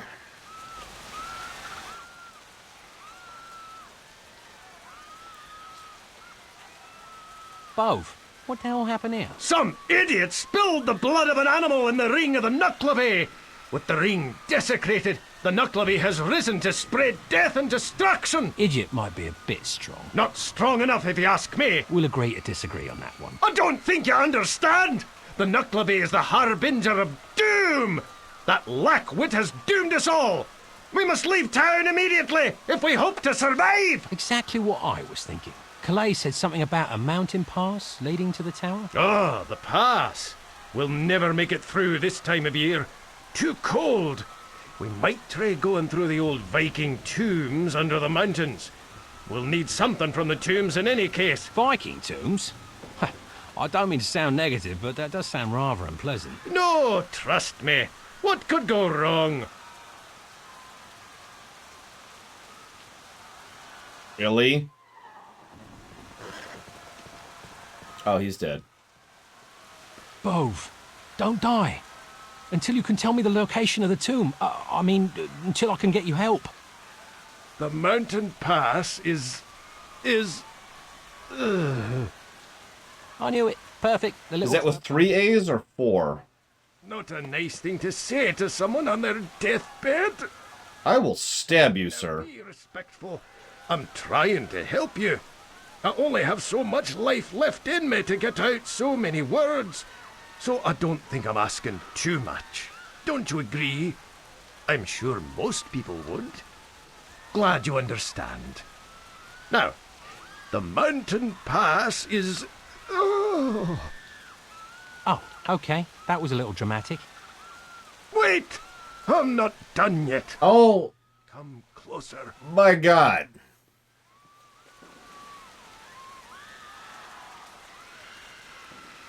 Got it.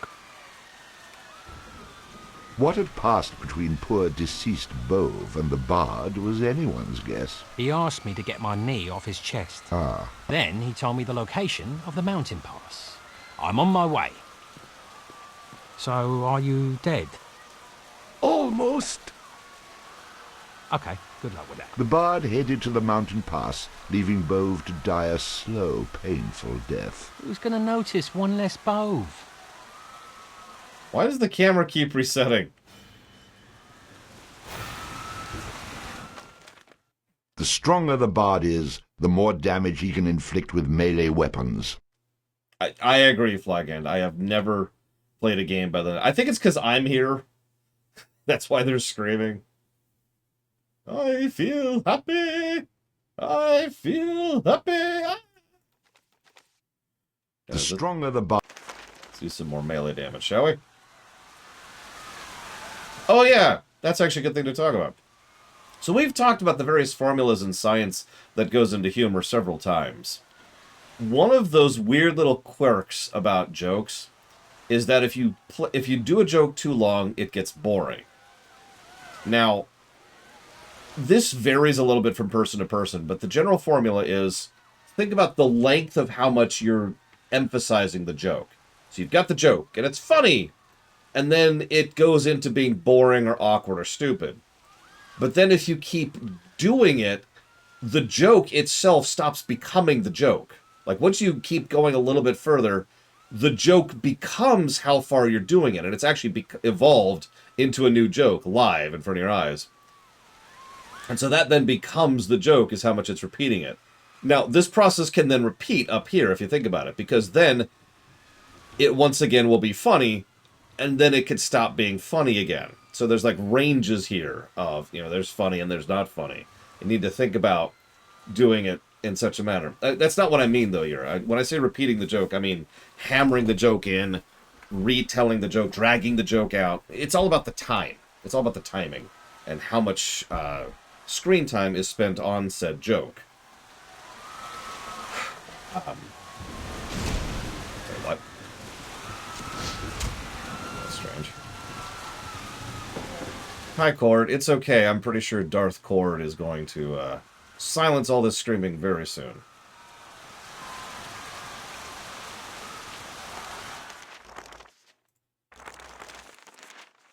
Yeah, comedic timing is one of those weird things you can't actually teach in the strictest sense of the word. You just kind of really have to do it. You have to be like, Kong. And Scott K-Bar is correct. Everybody has a different limit for at what point the joke will just stop being funny. The end. There is a certain point at which the joke dies, and then... Okay. And then there's nothing else you can do. You cannot reinvigorate it at that point, because you have officially gone so far into it that it's gone. It's done. The end. Are you just... Okay, these guys have some health.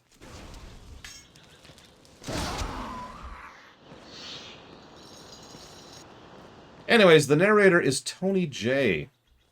The amazing and the wonderful.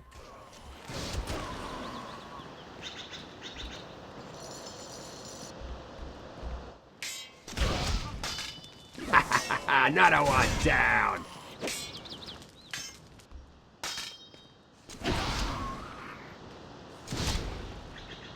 The wheel turns.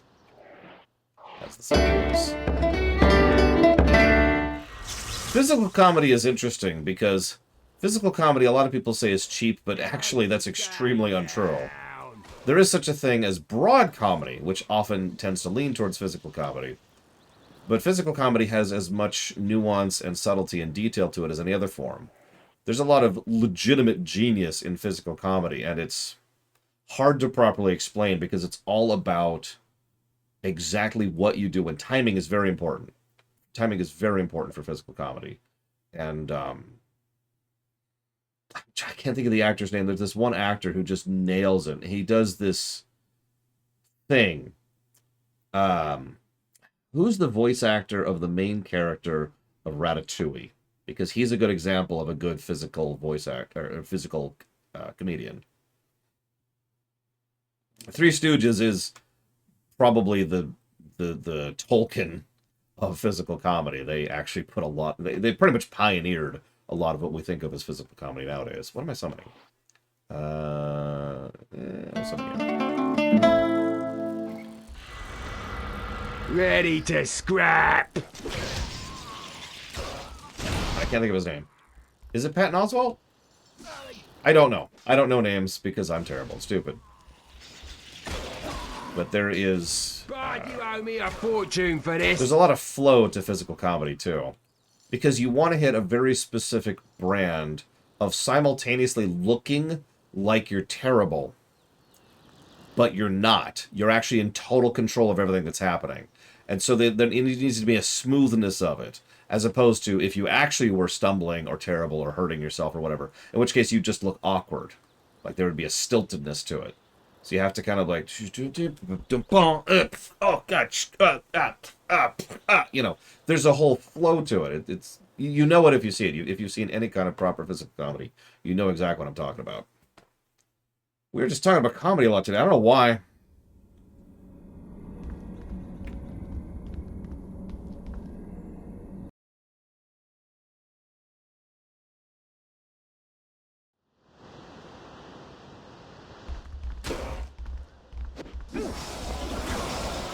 Stop to talk to my mother, and immediately this happens.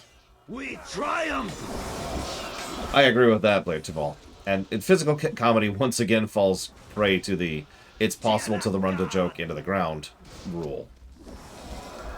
Let me use a very specific example again. Even though this is actually animated, it still qualifies. The Simpsons. Now, hear me out. There's a bit where Sideshow Bob walks into a rake. Death to the bar! And then it gives this little shuddering sound. Then he walks to another rake. Gives a bit of a shuddering sound. The joke that started this discussion was terrible. Hang on. Let me finish my thought here for a second. So that particular gag is a perfect example of how to move past... So initial joke time, then it starts to get weird, and then it goes just long enough to get back into being a good joke again. And that is, you'll notice, the moment they cut it off. In fact, I'm pretty sure Family Guy was aping Simpsons when they picked up on the overly long repeated gag thing. The difference, of course, being that Family Guy has no idea when to stop the joke. Family Guy usually kills their jokes. And I mean just straight up murders their own humor, because they're like, nah, just keep going with it. Just keep running it into the ground.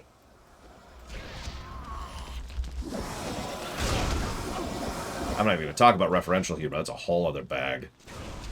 But yes, I am getting a little bit off topic here. I do apologize. Why are you not dead?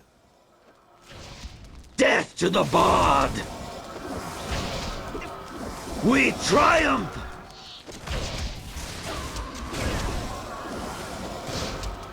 Nobody's heard of Buster Keaton. Don't be ridiculous. Tianakan! So the joke in question was, oh my god, he's dead. And he couldn't even tell me it is. Oh, whatever. And then he's like, oh, hey. No, he's actually alive. And then he's going to be overly verbose. So this is technically our second joke. Kind of squeezed in there. And then, no, he forgot to say it. Okay, whatever. And then we said, well, that sucks. And then he's like, hey, you're not supposed to talk ill of me. And it's like, that's the exact moment at which it goes from being the joke about him being dead and not being able to spit it out to the joke being about the fact that he just keeps getting back up and down and up and down and up and down. And you'll notice that they don't push the joke too much further past that point. Instead, pretty much the next thing that happens is you walk over, you hear something, and the narrator gives his thing. Third joke now, if you're paying attention. And then he may or may not die, and then we move on. So that is an example of good comedic timing, in my opinion. I hate to explain the joke, but that's my job. Because what we had there was the timing joke, the repetition joke, was the foundation of 4 total other jokes which were being laid on top of it as it kept being repeated.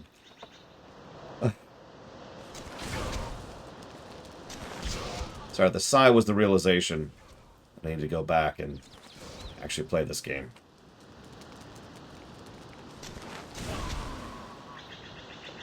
May I go now?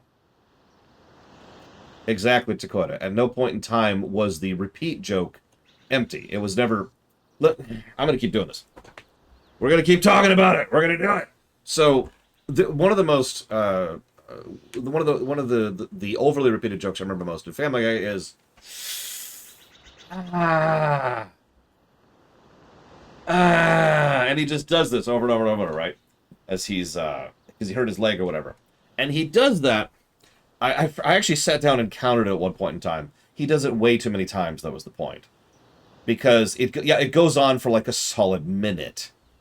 Now, a minute may not sound like a long period of time, but to put things in perspective, I think the 4 jokes against the extended joke we just saw wasn't even a full minute.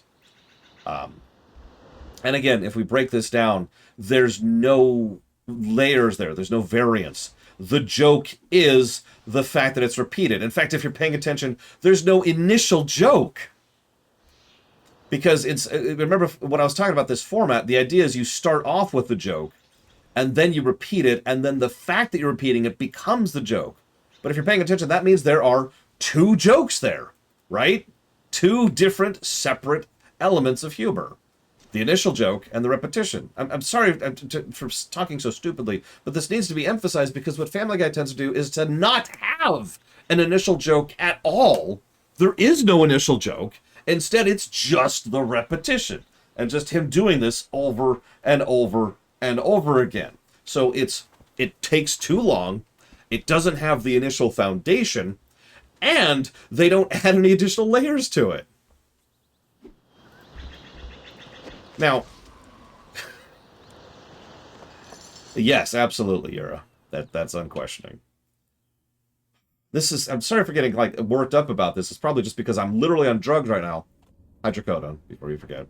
But, god dang it, like, it's almost a textbook example of how not to do humor. Now, Family Guy has been funny before. I'm not trying to say they aren't. It's just that exact joke is very endemic of the type of humor Family Guy likes to do. The other type of... There's 3 types... There's 3 archetypes of jokes in Family Guy. There's the repetition, for the sake of itself. There's references. And then there's random segues. And the random segue thing is so prolific that South Park even made fun of it.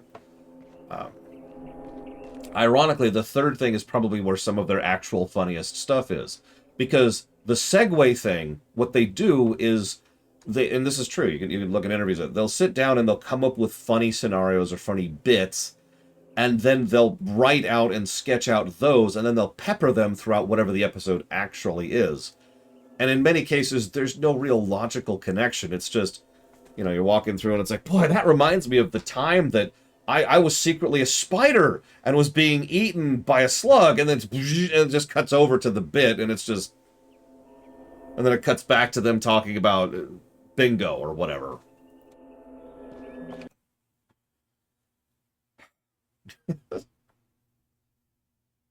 But sometimes those bits are actually funny. Holy crap. What am I doing? I've been so distracted by everything that I'm this stupid. What am I doing? It is the mountain pass. Okay, that's what I thought. I am actually going to the mountain pass.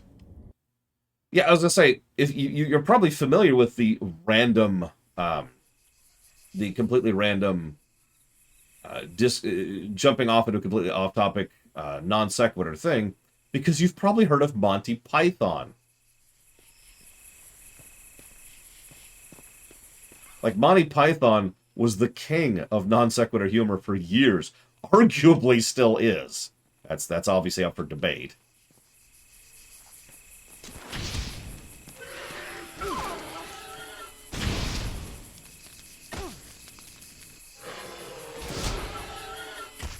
Come on. Anyways, I'm sorry for going way off topic there. Another victory for me. But I like to show my work. I like to try and explain, and I wanted to try and lay down one of the reasons why, even just mathematically, formulaically, the humor in this game mostly lands for me. I do find this game more funny than not. Obviously, some of the jokes don't land, and obviously some of it doesn't work, but that's going to happen because it's humor. By definition, not everyone is going to find your jokes funny. It's actually, Robin Williams did this wonderful interview. This was back in, like, the 90s, I think. This was a very long time ago, where he sat down in a very serious tone and explained humor and being a comedian as like a, do you want to get into this kind of a thing. And one of the things I've always remembered from that is you have to accept when your audience isn't going to laugh, because there are going to be moments when they're not going to laugh. And if you let that hit you, it destroys your performance and you will never recover. You have to accept the fact that some of your jokes aren't going to land and some of your jokes aren't going to get any return or feedback, because feedback is another thing you talked about. Feedback is extremely important to being a comedian. You have to roll with the audience. You have to read the room and know where to slant, and how to present your jokes. But anyways, you need to accept that every now and again a joke isn't going to land, because otherwise you're just going to fail completely.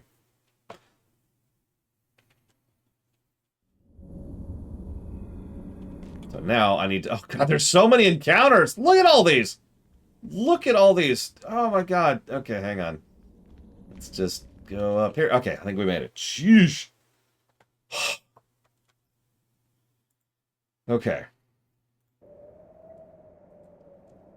Hi, puppers. So the bard journeyed into the treacherous mountains, not knowing what horror would await him among the craggy peaks. Oh, could you be any more melodramatic?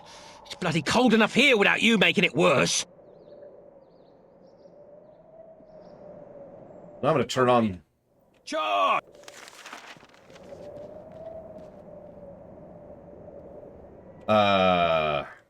Not in the country I live in, Europe, but in other countries, who knows? When Sassy was a young foal, their parents were killed by a rogue bard, and thus Sassy became Sassy Man, or Woman, or whatever. Alright, hang on. So let's get some goddamn music going. It's okay, I have a cold playlist. I also have some negatives to give, because I actually haven't jotted down negatives for a minute. So let's do this, shall we? Yes, Evo, the reason this game has no music is because when it was a young child, when the composer who was working on this game was a child, their parents were killed by rogue. That's actually another rule about humor. I suck at it because I tend to stutter over my own jokes, but the rule of repetition is actually really important. I know that sounds like what I just talked about. What I mean by repetition is you tell a joke, you tell a joke, you tell a joke. And you want to space these out in general, but not evenly. The best mathematical way to space this out is you tell a joke, then you have a little bit of pause, and then you reference the joke, and then you have a nice big pause, just long enough that the audience has kind of forgotten you even did that. And then you just do it one last time, and the third time is the big payoff moment. If you've seen any comedian ever, you've probably seen this exact format. Like George Carlin obviously did this. John Oliver does this all the time. Most stand-up comedians do the joke, pause, joke, big pause, joke.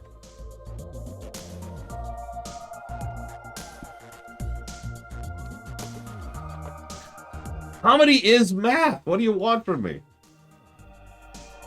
Now give me one moment. I will now look into this. I will make the formula for the funniest joke ever. Give me one moment, please. Let's see here. Yep. Your mother. And then I die as everyone descends upon me and kills me. And that's funny, because I tell a terrible joke, but then I suffer consequence for it. Thank you, Loner.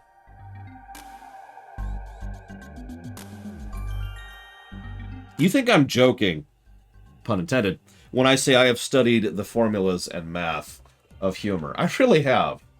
A lot of it really can be broken down into concepts, just like anything else. Just like gameplay design, just like narrative tropes. It's fascinating. I don't mean to sound boring. I'm just born that way. because I find the construction of humor legitimately fascinating.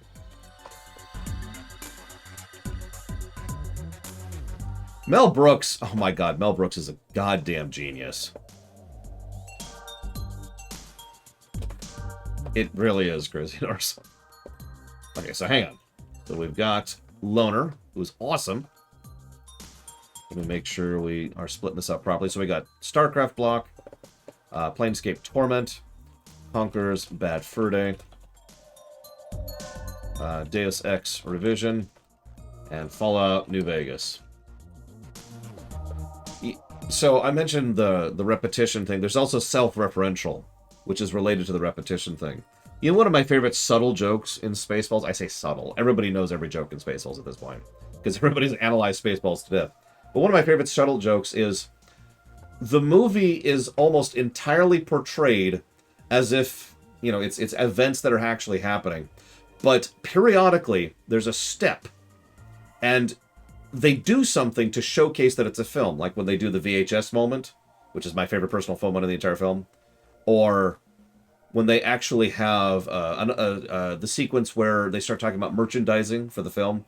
Each time a step is added, the dialogue of the characters changes slightly. So we've got this over here, and nobody mentions this is a film. But then they mention it's a film, and now they start talking about it, not all the time, but a little bit, as if this is actually a film.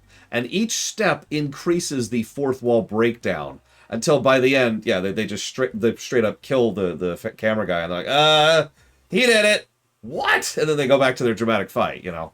It's brilliant. It's legitimate brilliance. I cannot gush enough about Mel Brooks. The man knew his stuff so well.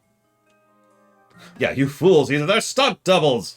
And the merchandising, right? I mentioned the merchandising. After, not before, but after the merchandising is introduced, in almost every major visually uninteresting scene where it's just people talking, a talkie moment, there's some merchandise that are either physically using, like the cup or whatever, or it's just in the background as part of the set dressing.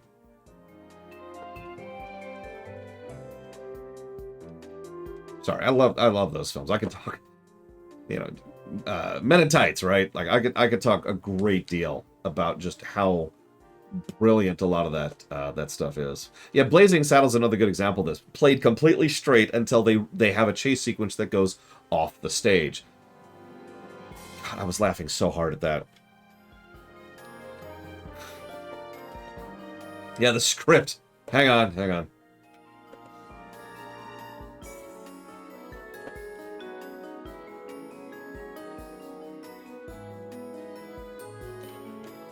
I've already done a rumination on Spaceballs. I can speak with an English accent. Cary Elwes. Ironically, Cary Elwes is also pretty good with his comedic timing. So he was a good match.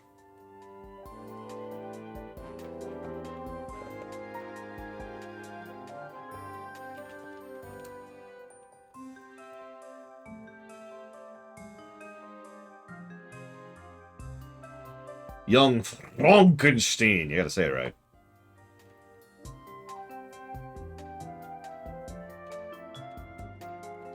Oh, Gene Wilder was also quite brilliant.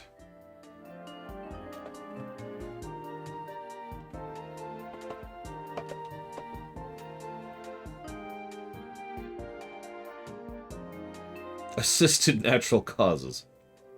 Lol.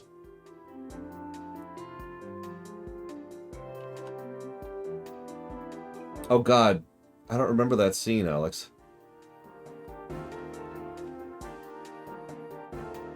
That makes me sad. I don't remember a scene from Young Frankenstein.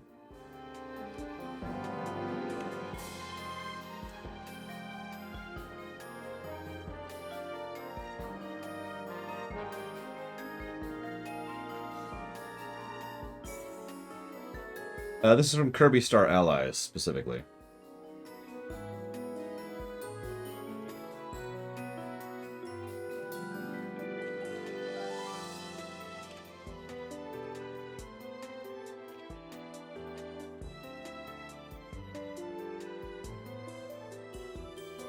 The horse neighing is one of my favorite recurring gags in Young Frankenstein.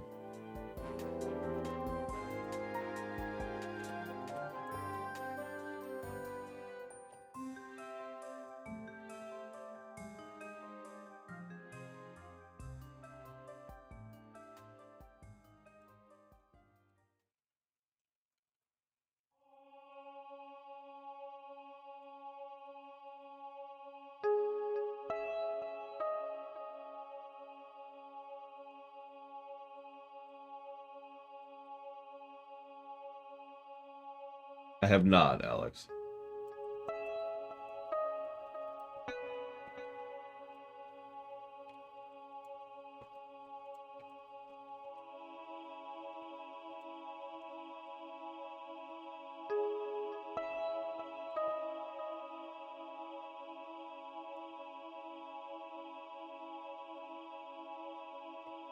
What, this song? No, this is Twilight Princess.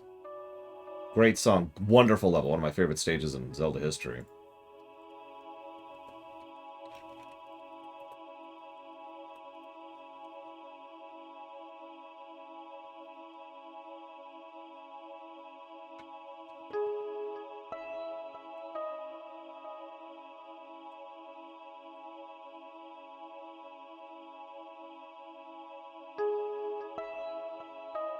Okay, so anyways, sorry that took me a minute. Let me just shotgun some negatives at this game. And a positive.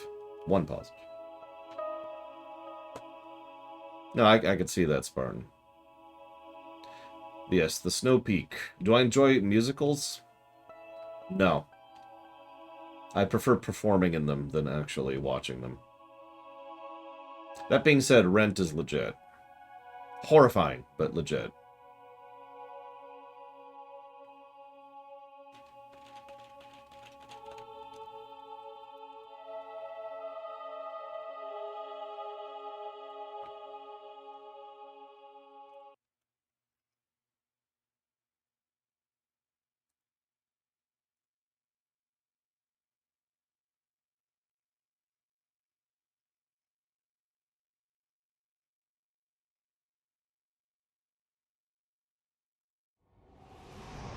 No, that's not it. There it is.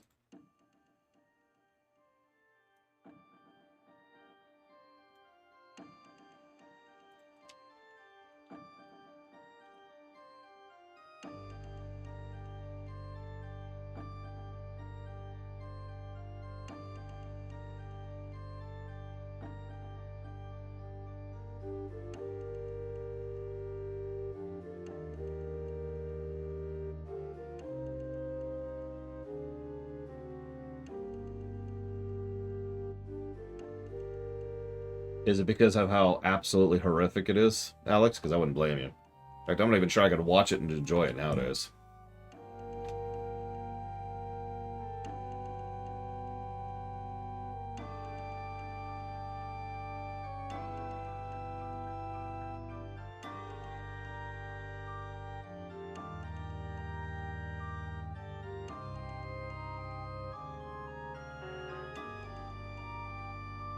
Sorry. So, I'm giving a plus just for that one joke because it was a really well done joke.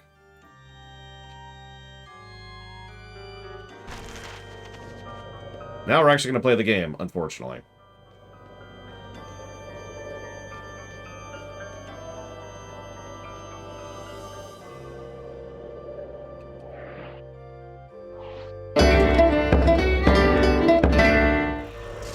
Well, now I've just got to kill you, Alex. There we go. Now, will you ever be able to figure out who killed Alex? That's a terrible joke. See, you got to run with it, but you also got to recognize when a joke just fails. There are 20 chapters, Evo.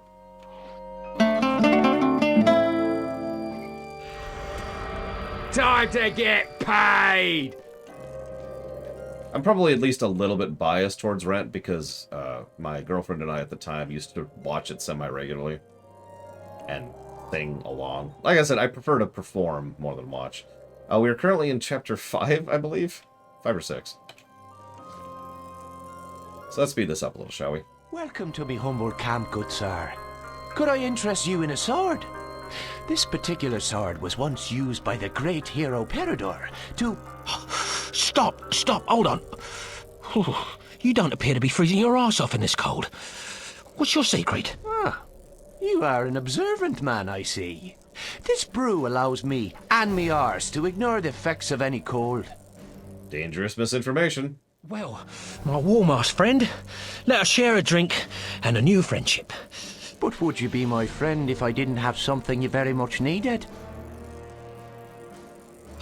I see you're a man who thinks ahead. I bow before your wisdom and hope you share your warm brew with a fellow traveller in need. Very well. You seem to be a kind enough soul. Please take a generous swig of me magical brew on the house.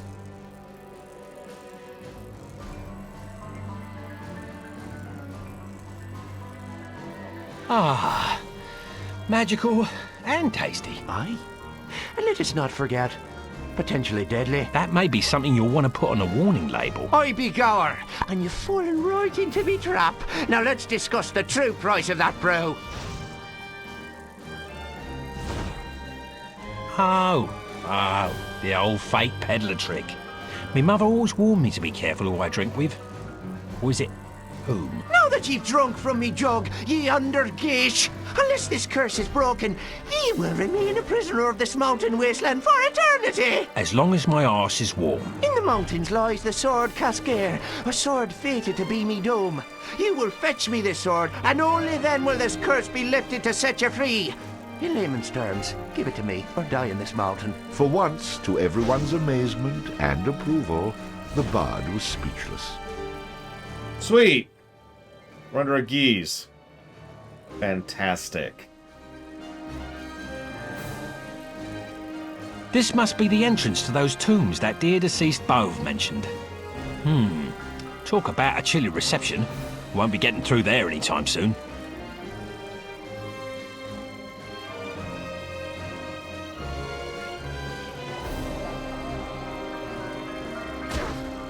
I'm the best! I don't know, Spartan.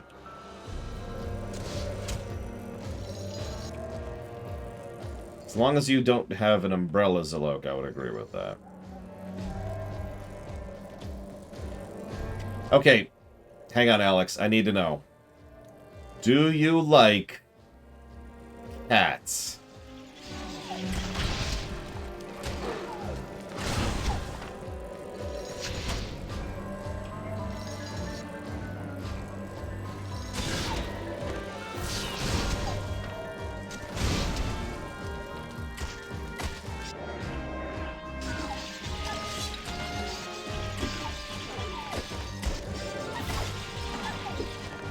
I try not to use, or perhaps overuse, geese too much.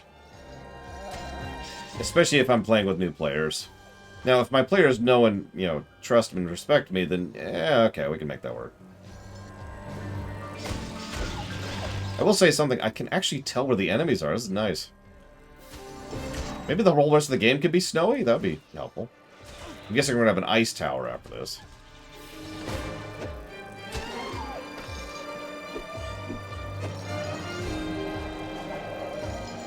So they're dropping picnic baskets and red cloaks.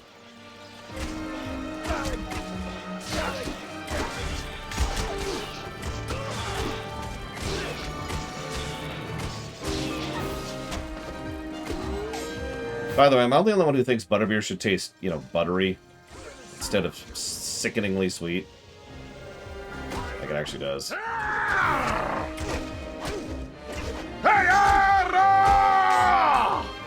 God, just getting rope-a-doped here.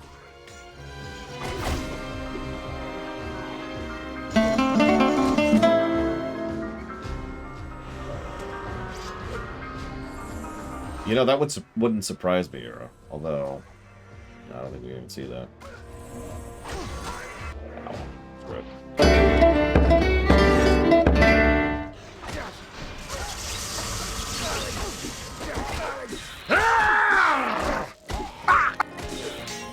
I'm the best! Sorry, when I say buttery, I should probably be a little bit more clear. Let me try to think of something that actually qualifies. Because what I mean is salty. Attack! Come to me! Sure! Attack! You know, the salty sweet combo. If you've ever had... This is going to be awfully specific. If you've ever had chocolate-coated salted almonds, that's what butterbeer should taste like that exact flavor combo.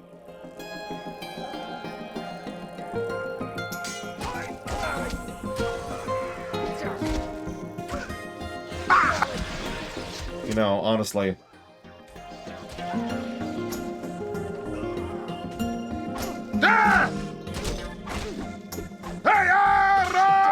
Yeah, salty caramel is another good flavoring. I like that. I love salty sweet stuff, although it's easy to screw up.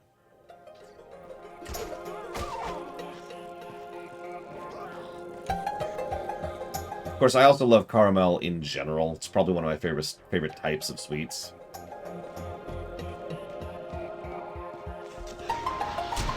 Die! We're just gonna keep going for a minute here. Ahem. Thank you, Fife. Hello, what have we got here? A chest in the middle of nowhere.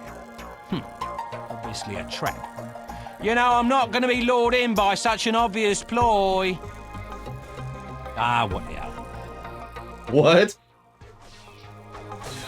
Okay, sure. Upgraded mercenary. Nice. All too easy. Damn, I fall flat every time. I knew it was a trap. So you're the one giving us such trouble. To tell you the truth, I am a bit surprised. I expected you to be more formidable. That makes two of us. Nobody asked you. Since I control your fate, I don't think I really need to be asked. Don't you agree? No, I was talking to...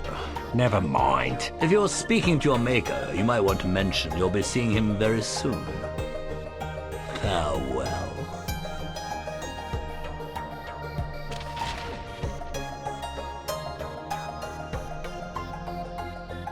And then we die. The end.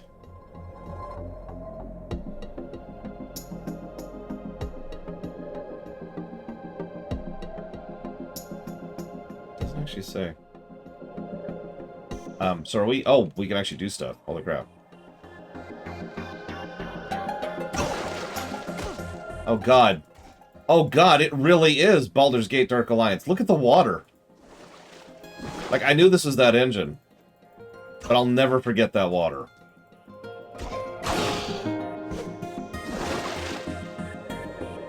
I have beaten rafts, Loke. Does that count?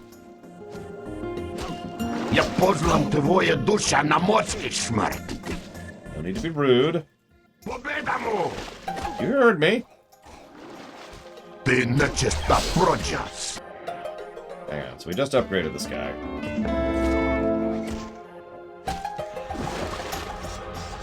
Donkey Kong Country Tropical Freeze. Again, you know. As it so often is. Hi, Panka. Another one down. I would not recommend playing Raft solo. Just like I didn't. It was Pax and mine's co-op game for a while. So very rough? I'm trying to think of the word. Crude? No. Amateur? No. Low presentation values? I'm trying to think how to describe it. But the core content is actually really good. And it's generally very well balanced and very well designed, and I had a lot of fun with it. But like, I've talked before about how games need feedback. Part of why that was so fresh in my mind when I was talking about that with regards to Secret of the Stars was because Raft, critically, actually lacks feedback in several elements of its game design. You... Dealer's Dragon Dogma? What the heck is Dealer's Dragon Dogma? And when are we getting Dragon's Dogma 2, damn it? So, thank you again, Fife. If you give me a moment, I will Ahem. Jot that down for Dragon's Dogma.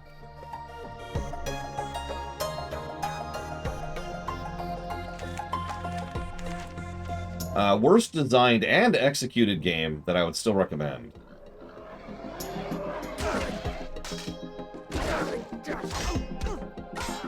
I'm the best!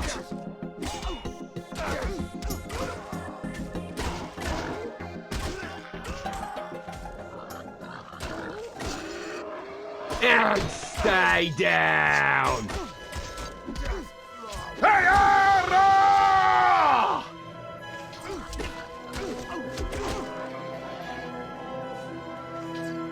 Die!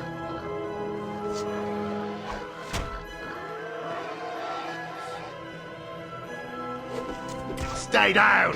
So my first thought was Mega Man 1, but then I realized I don't actually recommend people play that game.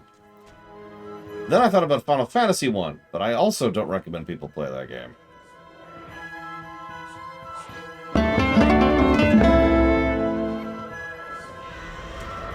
So, then I thought about Trine, but Trine actually doesn't have either of those problems.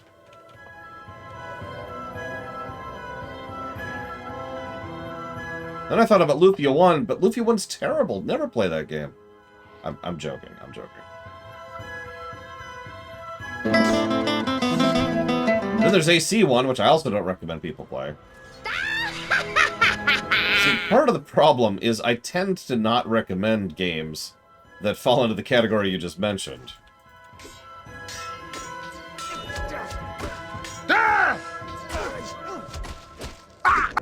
Stay down! Alright, hang on. I need to have Melkor executed for disagreeing with me. How dare you, sir?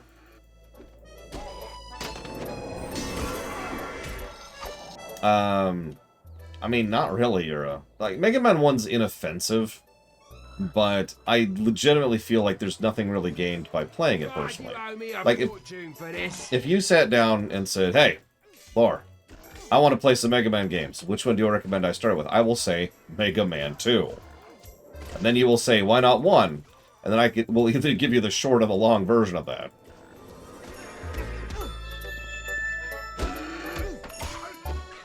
Another one! Oh, by the way, the short version, it's the same reason I tend to not recommend the first of almost anything. Like, I don't recommend you start with Final Fantasy 1. I don't recommend you start with Zelda 1. I don't recommend you start with Super Mario Bros. 1. And I don't recommend you start with Mega Man 1. It's just kind of normal for me.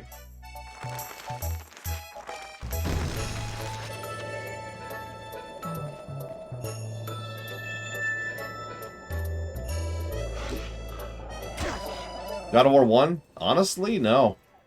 The best part is you don't even need to play God of War 1 to really get into God of War 2.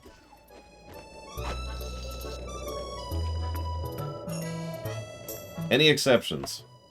What do you think about that?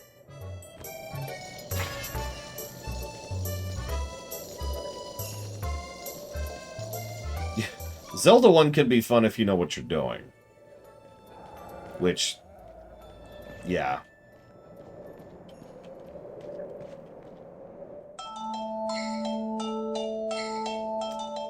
Yeah, I could recommend KOTOR 1. I'll agree with that.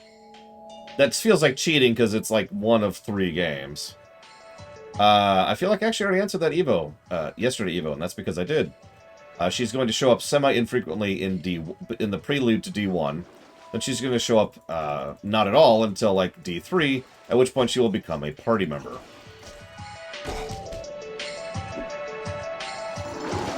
See, Metroid Prime 1 isn't the first Metroid game, though. Ironically, I do not recommend Metroid 1. Ace Attorney. There you go. There's a good one. There's a good one. I actually can recommend Ace Attorney unhesitatingly.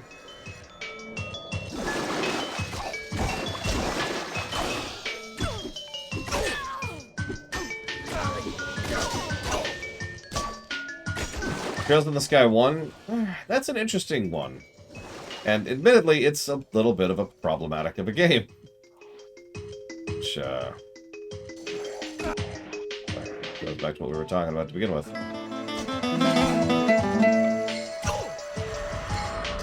I'll put a spell on you. StarCraft? I could see that. Paper Mario is not actually the first game in that series. However, I would be able to recommend Super Mario RPG. Although, SMRPG does get several asterisks, because it actually has quite a bit of problematic game design, as I showcased because I've actually reviewed SMRPG under the current system. And yeah, ironically, while StarCraft is a maybe, Warcraft 1 is an absolutely not.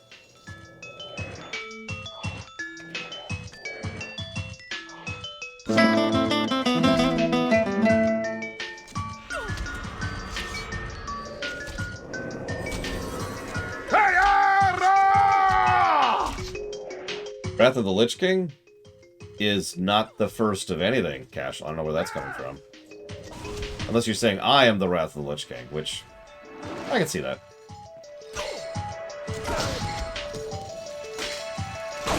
Burning Crusade, ironically, would still not be the first thing in WoW. That would be vanilla, which, as it happens, I do not recommend. Castlevania 1, I'll give you that one. That's another good one. So we've come up with 2 so far. Ace Attorney and Castlevania. Bayonetta 1 is okay.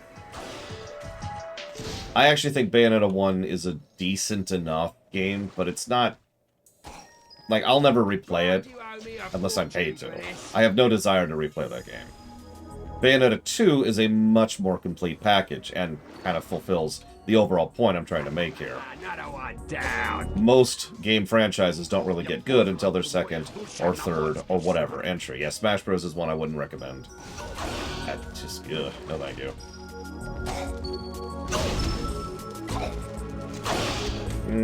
I would say yes, Cashel. Which is funny, because I wouldn't recommend ARR. Yeah, no kidding, Velmatrix. Good lord. You know the really funny part is you don't really need to play Bayonetta 1 to understand Bayonetta 2 either. Despite the time travel. That's not a spoiler. It's like there's so much time travel in the Bayonettas. It's a core feature. It's not really spoiler. It's like saying Star Wars is in space. Spoilers. It's not really a spoiler.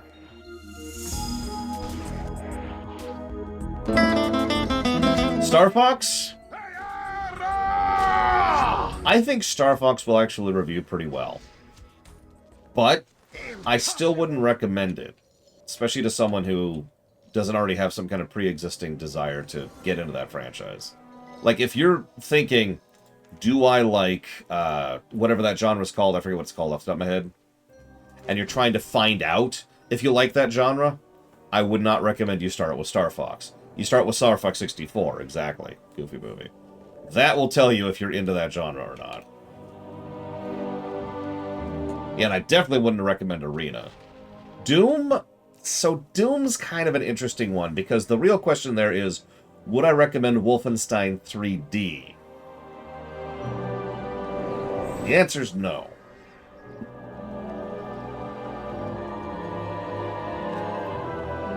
Quake? That's getting into some asterisk-y territory. Someone mentioned Mario Kart on the SNES. I don't remember that game very fondly. I'm very curious how it's going to review when we get to the Mario Kart block. One of the blocks I'm most looking forward to doing. Which is funny, because I don't actually think it's on the list at all, but I'm going to dump a whole lot of Dealer's Choice out of that sometime next year. Because I've been wanting to do a Mario Kart block for years at this point. So, Banjo-Kazooie.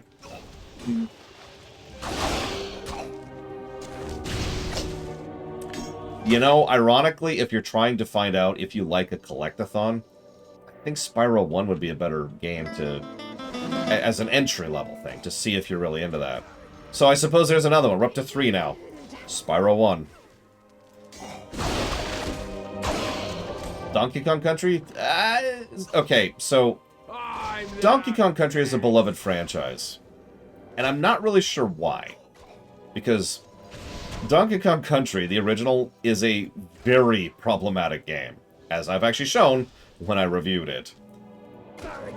Like, Donkey Kong Country is a very experimental game, and it freaking shows. I mean, the hitbox inconsistency alone just makes that whole game frustrating to play. Am I good or what? Oh no, I like Donkey Kong Country Returns a lot. I praise the hell out of that game. Same with Tropical Freeze. But that's because I think those games are better in every way than the original SNES trilogy. And we're not even talking about the N64 one.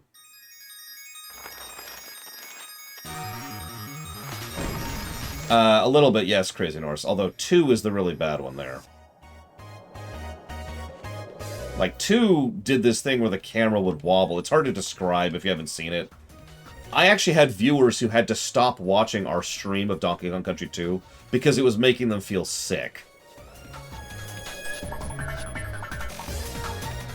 So, that's why I'm not just going to blanket recommend those kind of games, right?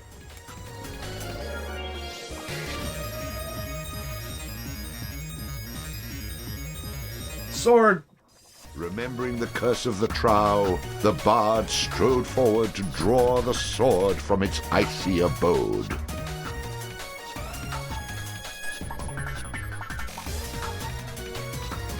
I mean, do it, Melkor.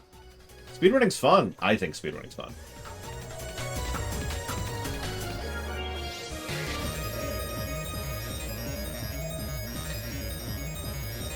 See, I'm probably thinking of this in the wrong direction, Dakoita, but for me, I would say that Total Annihilation is the first Supreme Commander game. As I said, remembering the curse of the trow, the bard strode forward to draw the sword from its icy abode.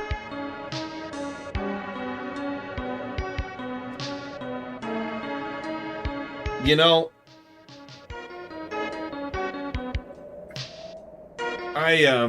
Oh, pull the bloody thing out already. It's another way to do repetition, by the way. Change it each iteration. That's another way to do the repetition, Joe.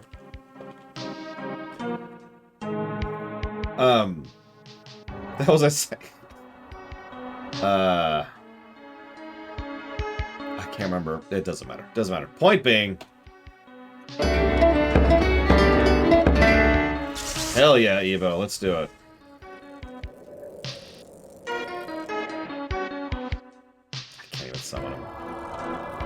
So, hang on. We're only cheating in one way, but, you know, maybe we should cheat in more ways. Stay where you are. Charge! Hold back. Charge!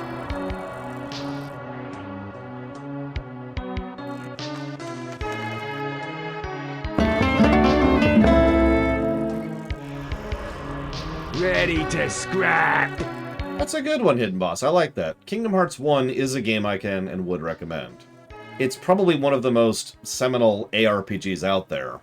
And while it does have issues, I think it's still a game that you could pick up and enjoy and can get you into, do I enjoy ARPGs quite nicely. So yeah, I'll actually go with that. Kingdom Hearts is a good one. So we're up to like 4 now.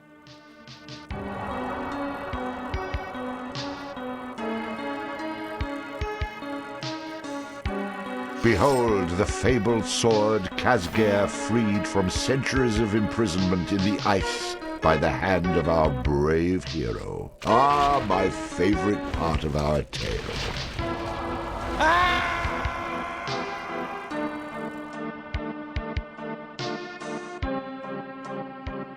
The bard awoke in a strange, darkened room, not realizing where he was or how he got there. If only I had a piece of silver for every time that happened. Alright, hold up. I think we've officially reached the point where Tony J and his narration are not a plus to story. They are individual moments of plus to story. Halo 1's an interesting one, because Halo 1 is a classic for a reason, but God, it's rough to play. And honestly, I'm not sure if I could recommend that, especially if we're talking FPSs in general. It does some things really right, but...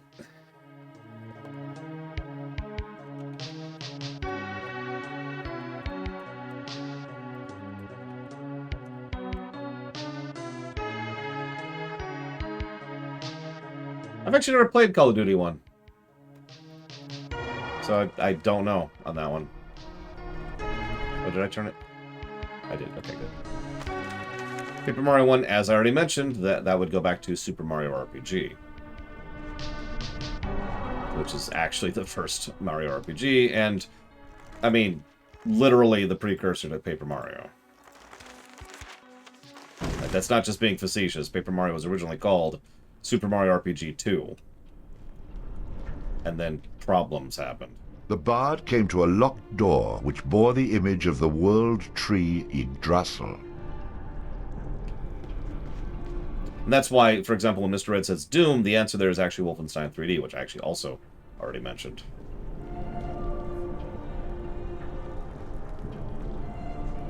Oh god, screw that bridge so much, Melkor. When I was playing Halo 1 with my friend Pax in a co-op run, I kept warning him about that stupid bridge. Now, when we got there, it wasn't terrible. But that's because we were completely ready for it when we got there. Oh my goodness, can it be? Do I hear my rescuer? Hello, Robin Sachs. Hello? Can you hear me? Who are you? Ah, there is someone there. I feared I was going mad. I've been exploring this tomb for weeks, and everything was peaceful until a few days ago when these undead Droga started rising up. I got caught in a cave-in as I was trying to get out of this bloody place. Can you get me out of here? I mean, okay. The reason we've been picking nice options other than my usual inclination is because I was curious how exactly the bard, who was a asshole, was doing as nice. We can officially chunk that and just start doing dick options universally if you want. I wish Cielo was here, but let's just do that. Let's pull that trigger. Let's go ahead and start doing dick options. From the sound of you, I doubt you could offer me neither coin nor cleavage. Hardly worth my time. From where I sit, I can't be choosy of my saviours. Get me out and I can reward you. Oh, okay.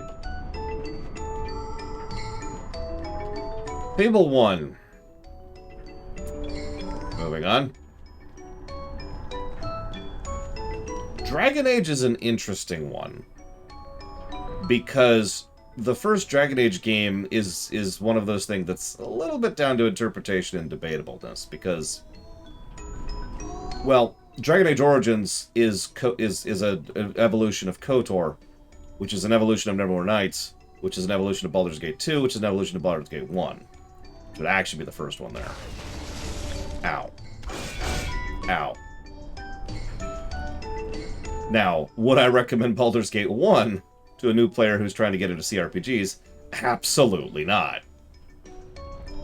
Meanwhile, Django in the back's just sharpening his knife. Why don't I have a sword out? Oh, hey, new sword. Ooh, new sword.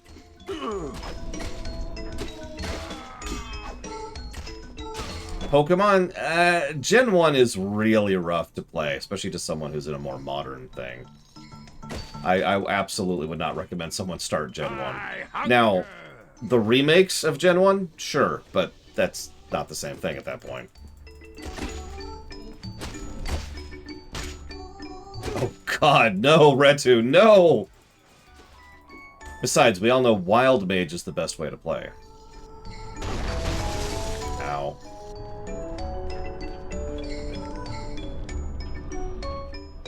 The bard found a somewhat recently abandoned camp, and as he was wont to do in these situations, started looting it. This looks like just the thing I need to get through those doors with the big ravens in front of them. And what's this? A map, eh? Let's see. Been there, been there. Ah, Downby. That looks interesting. Yeah, Gen 3 is actually a really good time to start Pokemon. I absolutely agree with that overall. The GBA, as always, was a really good time to start a lot of things. Let's go down just a very, very brief list. What's a good game to start playing Metroid in? Zero Mission or Fusion, which are on the GBA. What's a good game to start playing Zelda in? Four Swords or LTTP, which are on the GBA. What's a good game to start playing Pokemon on? Well, that would be Gen 3, which is on the GBA. What's a good game to see if you like Fire Emblem? That would be Fire Emblem 7 and 8 on the GBA.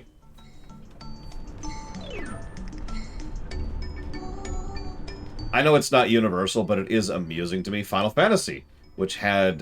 so there's only remakes of Final Fantasy on the GBA, but there's decent remakes of 4, 5, and 6, and also the first legal good release of FF5, the GBA. I don't know if I would recommend Super as a first Metroid game, because I tend to not recommend what I consider to be one of the best in anything. Show, movies, games, books. I usually try to recommend something that's a little more seminal. And Zero Mission is probably a little bit more that than Super. That or, ironically, Prime, which came out after Super.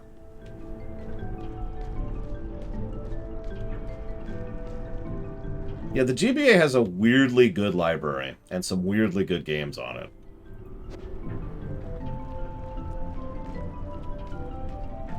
Yeah, also, Super... So I can speedrun Super Metroid because I'm very familiar with it. I've been playing it for years, and you get used to it. But Super doesn't actually control super well. Super has some issues. Zero Mission and Fusion both control better, frankly. And Dread just actually knocks it completely out of the water in terms of controls. That's neither here nor there. Honestly, yeah, Crazy Norse. Pretty much the moment you get to the GBA, Nintendo handhelds are kind of legit. GBA, DS, 3DS, Switch. All of those have very strong libraries. Oh, okay, so I have a really stupid question. How many ounces are in a pound?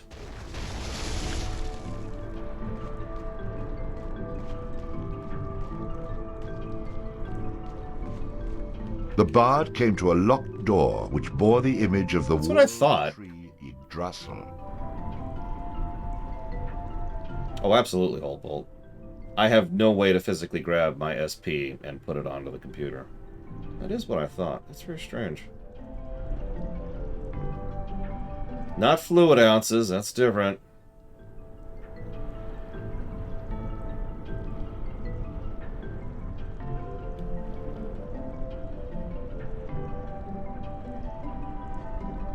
I mean, I could pick metric, but it wouldn't help me to buy something. I'm getting something from my mother. Sorry.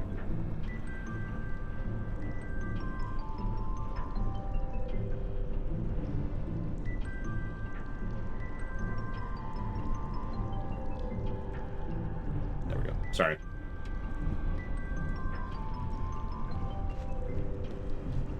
Honestly, just decades of practice, Evo. That sounds like a joke, but that really is the answer.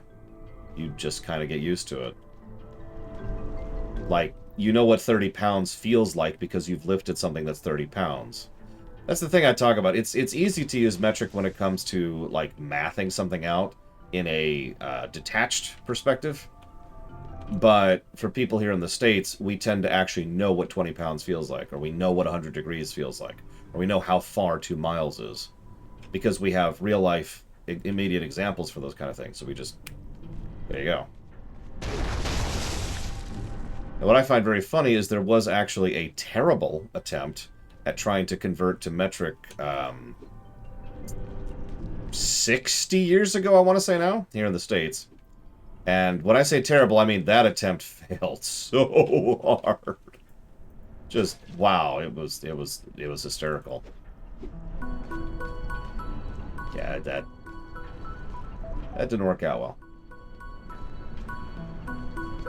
Hi, Valerian.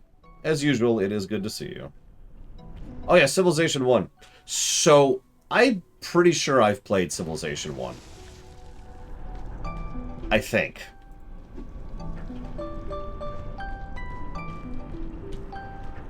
I'm not actually sure if I've played Civ 1.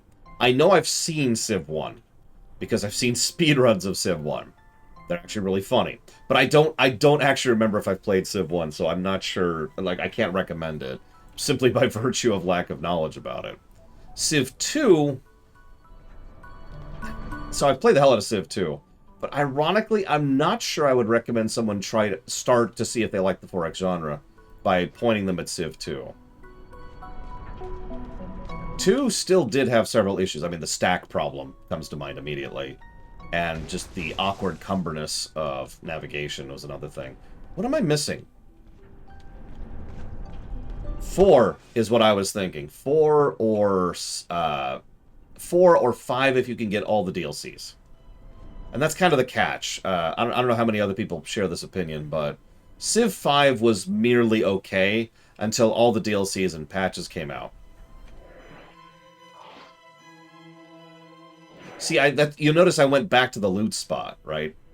Because I was trying to see if there was a song I've missed, so I can melt these stupid things. But I don't seem to have a melty.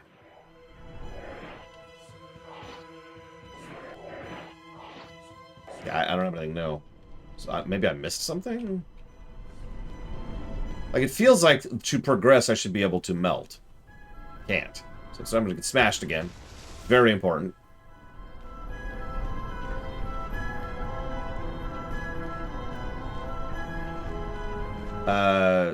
Sure, let me remember what the map button is.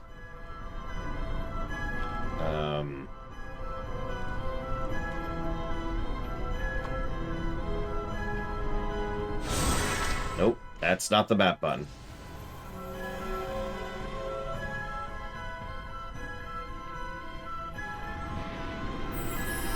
There we go. Okay, here we go. So here we are. Map get. This is as mappy as it gets. Did I pick up a stone? Hang on.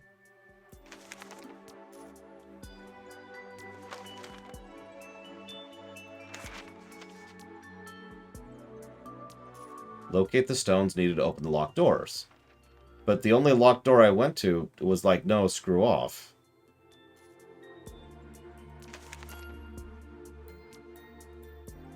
This charm was enchanted by the Trow Fnaf to aid him with his poor musicianship. Well, its new owner isn't much of a step up from a trow, a common rabbit's foot, often thought to bring good luck.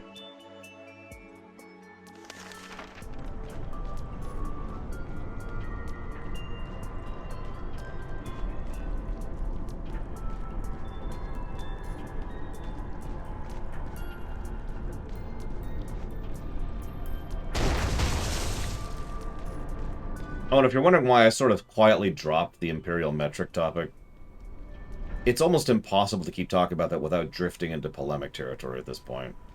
Which is stupid, but it's still true.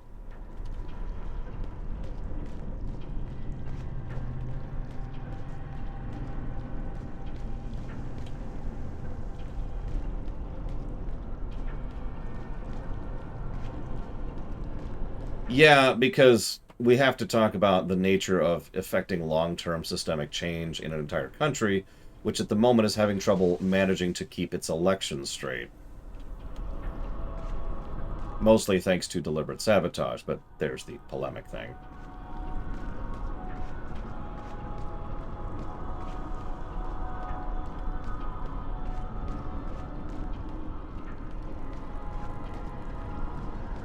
No, you're fine, Evo. No apology necessary. I just wanted to explain why I just sort of suddenly dropped that. One of these days, I do actually want to try and kind of figure out metric for myself, just so I have a frame of reference for it.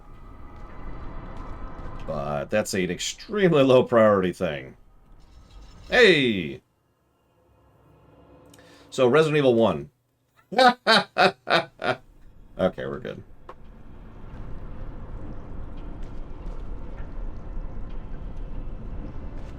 No, the failed, miserably awful attempt to switch to metrics in the 70s was a colossal failure. It is the example of how not to try and accomplish something in a country of any type, never mind the states, where we have other issues to get in the way of trying to implement federal things.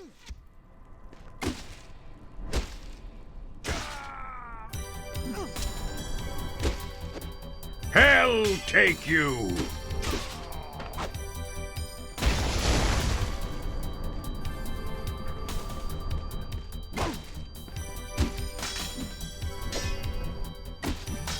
Hell take you! I don't think she wants me, dude.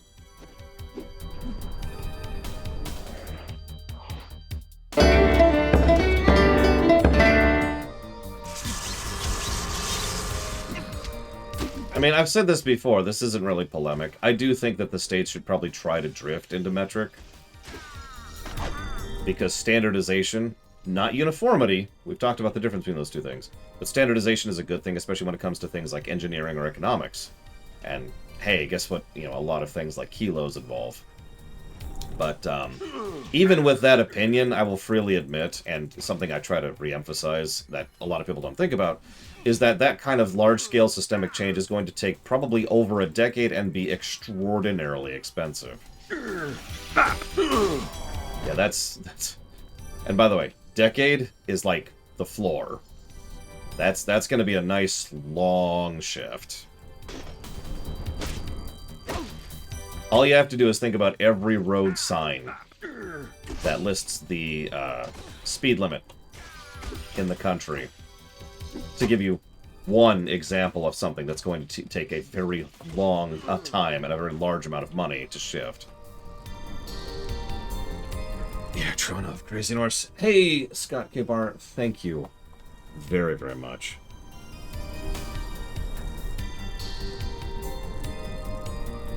Always and ever appreciate. Thank you. If you want to put that towards something, please let me know.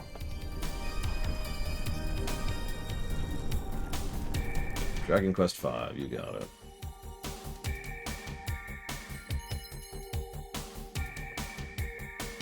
That was a good game. I hope. I guess we could switch to, like, Tomb. I actually have a Tomb playlist.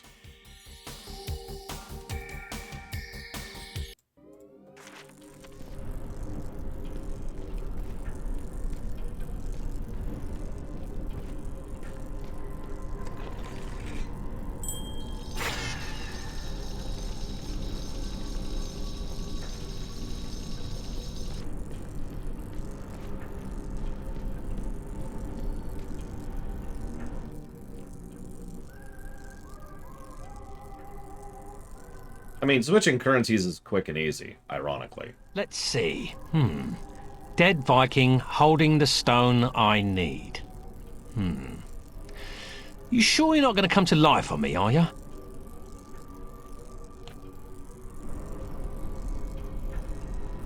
All I do is raise my eyebrow at that one. Hello? Gonna wake up on me? Oh, come on. We both know you're gonna spring to life when I least expect it. May as well get it over with and do it now. You ruined Hrafn's surprise, but you'll not steal Hrafn's keystone, little man. I knew it, I knew it, I knew it. You Northmen just don't seem to know when to stay dead. It'll take better than you to send Hrafn to Valhalla. Maybe not Valhalla, but I'll see you back in your grave soon enough. Don't take that quote out of context.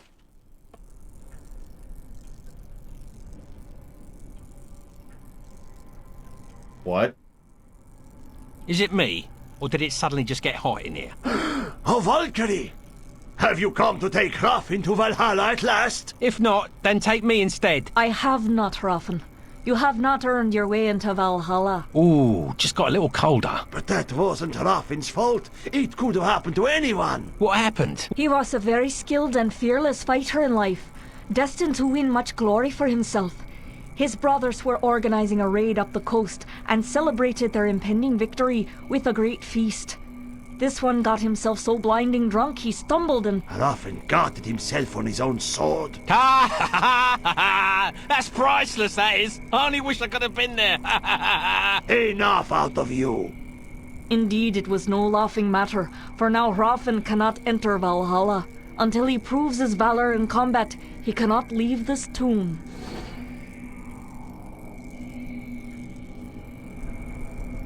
Okay, well...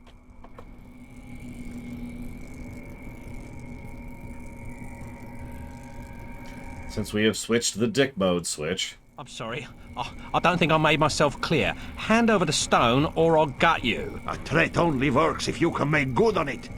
You can't beat Hrafn, little man. I may not be able to beat you, but I can make what little life you have left here unbearable! Go away, little man. You bother Hrafn. Call yourself a Viking. Are you gonna sulk in your little chair, or are you gonna do something about your problem? Don't make Harafin angry, Bard. Harafin is a berserker, you know. I bet you couldn't arm a trowel. Berserker. Don't make me laugh. What? Harafin will show you what he can do. Show Harafin some enemies. Harafin will kill them all.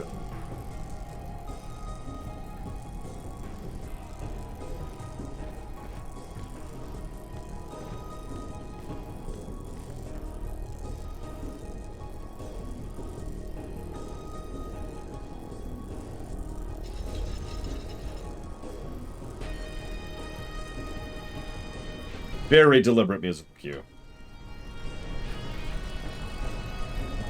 I hunger! Hell take One you! down, Bard. You ever see a head fly that far before? Beginner's luck. Harafin is just getting warmed up. I notice I don't even have a number. I hunger! You see that? Ah. The stronger the bard is, the more damage he can inflict with melee weapons.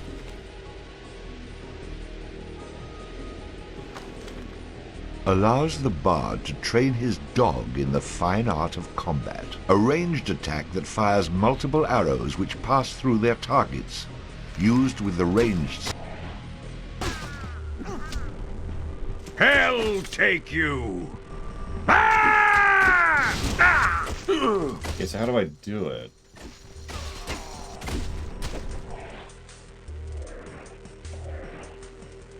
Sonic, Ross.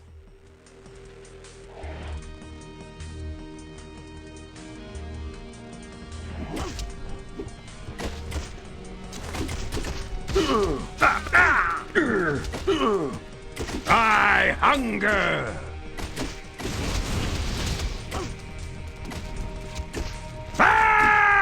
Whose tomb is this? That's right, it's Harafin's tomb. I hunger!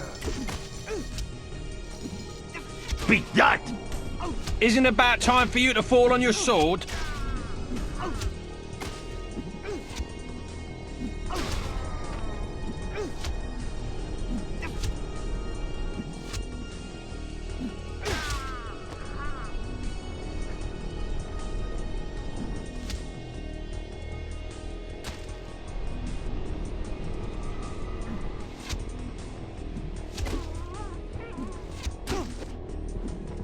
Now Harafin does what Harafin does best. This is a remix of Super Metroid. Sorry.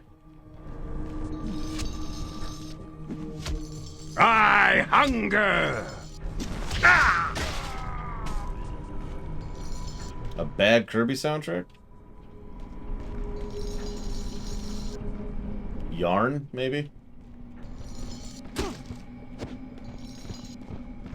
Hell take you! I mean, Sonic is a good pick. As I am rather fond of saying, even Sonic 06 has a banging soundtrack.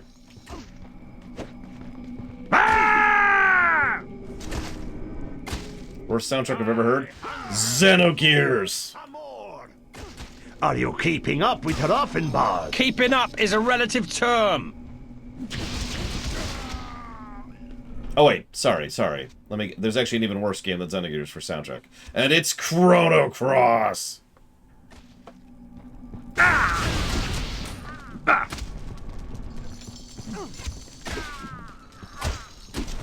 Yeah, you know what? Actually, this game's soundtrack. There you go.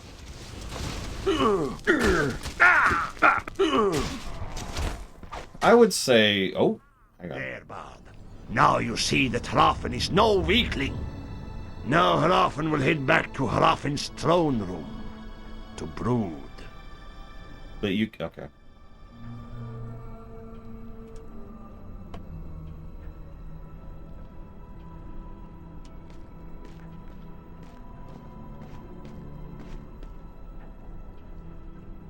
Ah, I'm glad that business is over with. Now, about that keystone.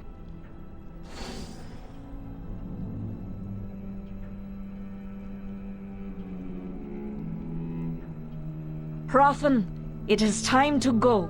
You have proven yourself. Praise Woden! It's off to Valhalla! A fight every day and a feast every night until Ragnarok comes! Wait a minute. I defeated plenty of enemies. Aren't you going to take me? Not a chance. Oh, come on. Can't we talk this over? I mean, we could just go over there into one of those chambers and have a private discussion about it. Not even when I was mortal. In any case, you have more to do in this world before you move on to the next. Farewell. What? But how am I going to get out of here? Let me give you some knowledge that may help you escape this place. Ah, there's the Bernie. Ah, I knew you. Don't spoil the moment. Okay, Hrafn, let's go. Next stop, Valhalla. Farewell, Bard. You were a worthy foe and a true friend. You can have her off in stone.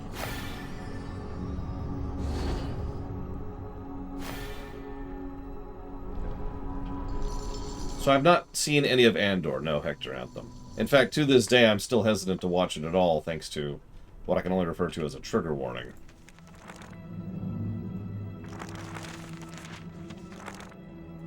The Valhalla bar is awesome.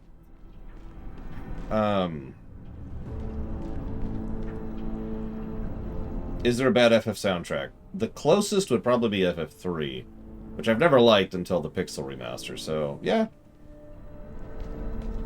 That's really funny, Mr. Ed. So yeah, we now have 3. So first and foremost, we have a flute now.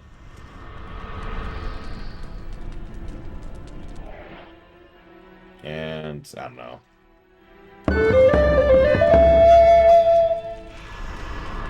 Whose head needs cracking?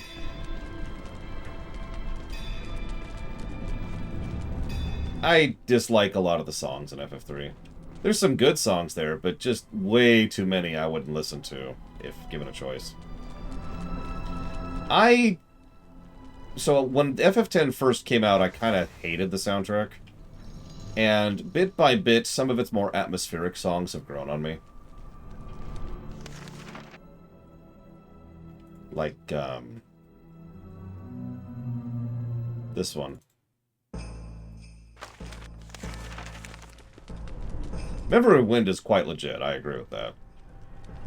And most of the Final Dungeon songs are awesome, too. But at the same time, yeah, FF10 has a lot of songs that I am not a big fan of. Like, a lot.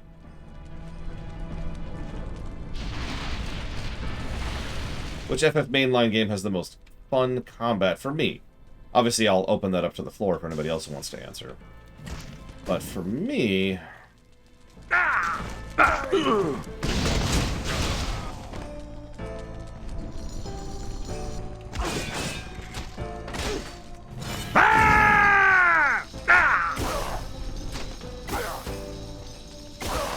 That's a good question, Valvatrix. I don't know.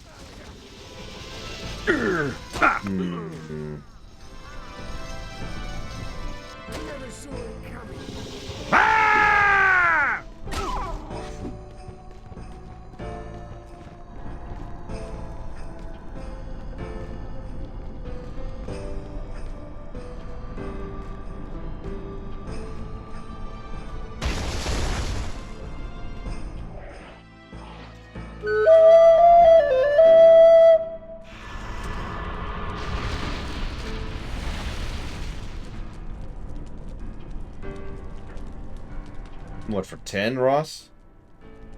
Actually, yeah, 10's final boss song is pretty good. The actual final boss, of course. Which I just realized is going to make you think, what? Which one? Because that's...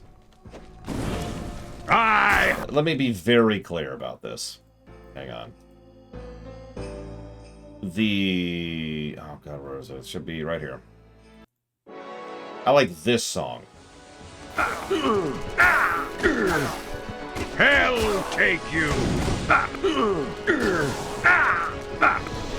The other one, which is almost assuredly what you're thinking, is actually not a song I enjoy, no.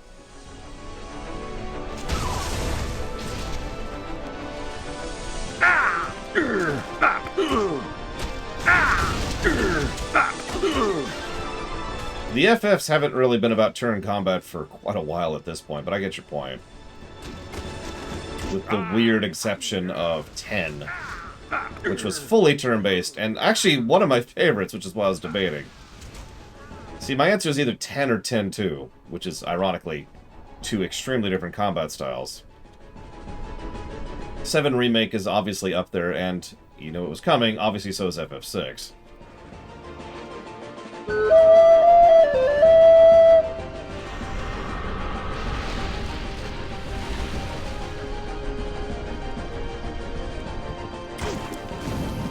That is a lot of enemies. Yeah. I hunger!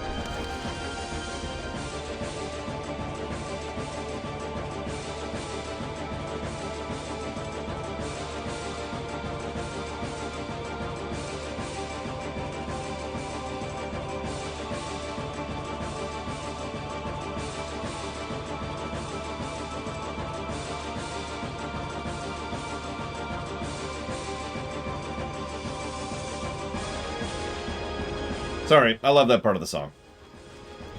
I have played Bravely Default, yes. But only the first one. I hunger! Yeah, see, that's... I'll take you! The reason part of the reason I stalled on that question for so long is, if you try to take combat in a vacuum, then it changes the equation. Like someone mentioned FF5, but FF5 would only be the best combat if we take into account everything that's an interlinking system with the combat, such as the enemy design, and the job system, and the itemization, and the just all the other different aspects of that game, which make playing FF5 such a treat. But the core combat of FF5 is actually just a stuttier, jankier version of FF4's combat, and a much less polished version of FF6's. If we're just looking at the core combat, 5's isn't that great. Wow, I am just getting turbo stun locked here. Don't mind me, don't mind me.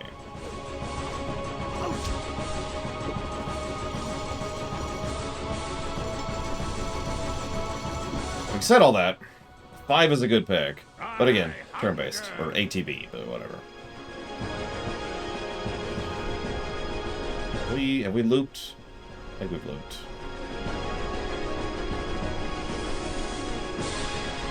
I do not, Evo, no. I like both. I like XCOM and I like Homeworld. I like FF10 and I like FF10 too.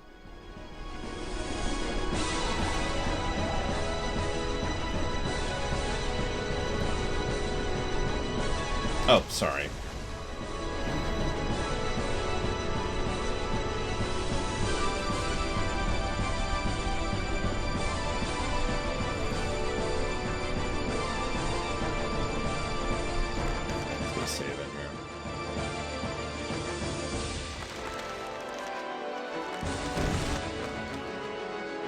There is one other song I am rather fond of in FF10. It's actually one that is done by Nobuo Uematsu. I'm not actually sure where it is, though, because of issues I'm not going to get into right now, but it should be here. Of course it is not. Maybe it's here? Nope. Whatever, we'll play this version of it.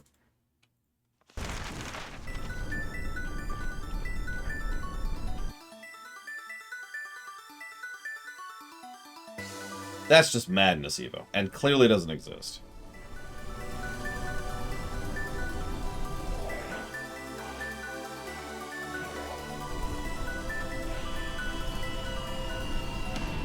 The bard came to a locked door which bore the image of the world tree Yggdrasil.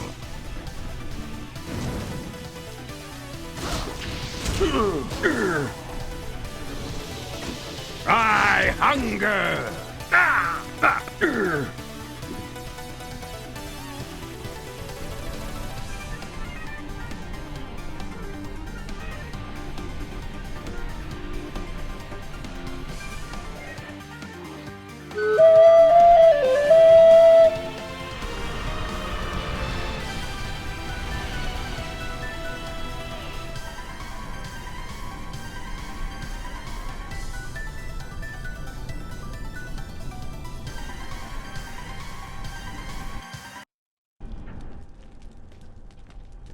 Yikes!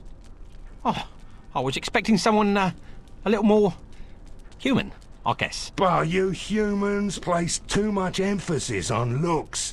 We furbolgs know what is best in life. And what is that? To dig deep in the earth, uncover rich veins of ore, the satisfaction of a hard day's labour. I'll take looks. Thank you very much. The grateful Furbolg handed over the keystone that he had found in his earlier exploration of the tombs.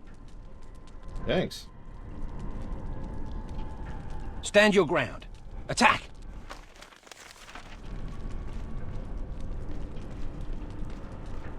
So Kemek asked something about music. What makes me like music? And it's actually scrolled off the screen now, so I gotta go Alt-Tab to go find it again. There it is. Is it emotion? Is it satisfying to the ear? More depth to nuance and composition? Or music theory aspects or whatever? So the boring answer, but is also correct, is yes. I tend to both enjoy and appreciate pretty much every aspect of music. And in fact, what separates the really, really, really good songs... Do you have to... I know you're on fire, but would you shut up, please? What really separates the really, really good songs for me is the songs that do all of that. That are mechanically interesting and properly sequenced and sound good and hit an emotional beat. Pretty much all at the same time. If you forced me to like, if you put a gun to my head and forced me to pick one of those, I'd probably go with the songs that, I guess, sound good, that hit particular notes in just the right ways, that kind of a thing. Then mechanical, then emotion, pretty much in that order.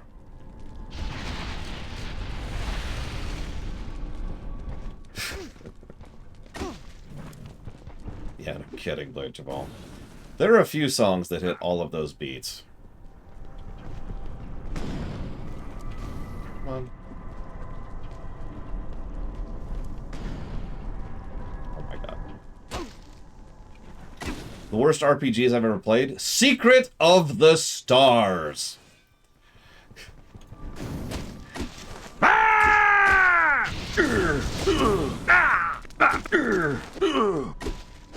I hunger!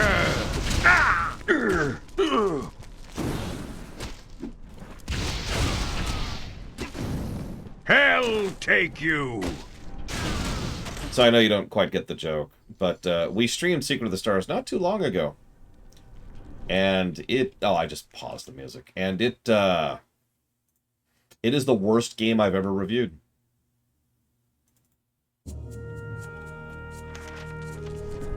Yeah, it took the crown from Quest 64, which is damned impressive if you think about it.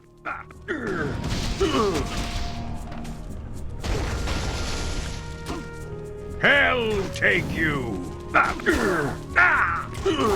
Having said that, the game I can never pronounce is probably actually the worst RPG I've ever played. Although I've never reviewed it, and honestly, I don't think I ever will. I would have to quite literally have a walkthrough to even be able to function in that game. And the amount of RNG on display is ridiculous. We would effectively have to cheat.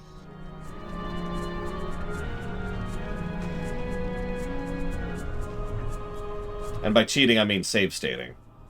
You don't actually need to cheat in that game. It's actually a very, very easy game if you know what you're doing and can understand how to not fall into the traps the game has. For example, if you accidentally equip a weapon, you have permanently reduced your attack output for the entire rest of the game.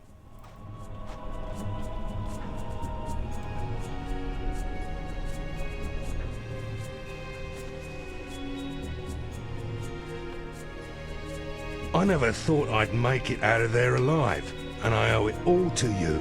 Yes, you do. Good luck, my friend. If you should ever find yourself in Stromness, look me up.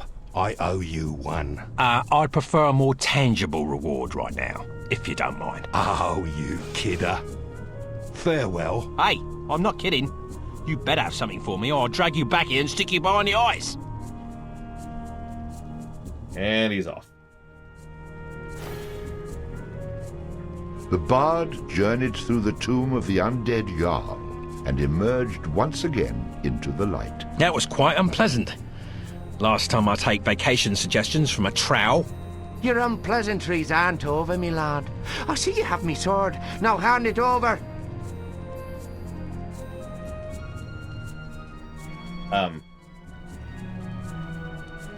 Game?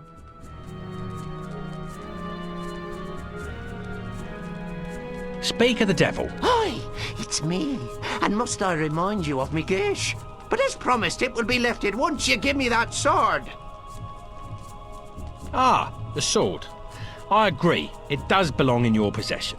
Allow me to repay you for your hospitality earlier. Here, catch!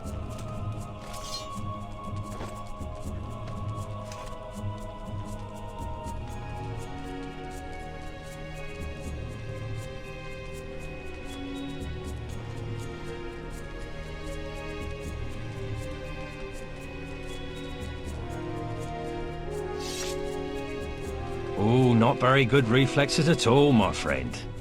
Well, you know what they say, live and learn, or in your case. And so, having broken the curse, and with a new, albeit slightly used, sword in hand, our hero continued on his way to the mountain tower. Okay. Cool, cool.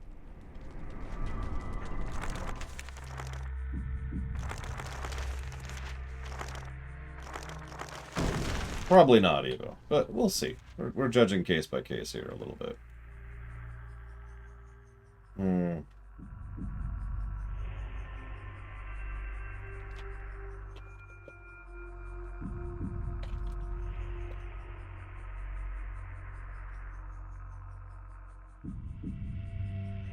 Sorry, I'm checking something. Give me one moment.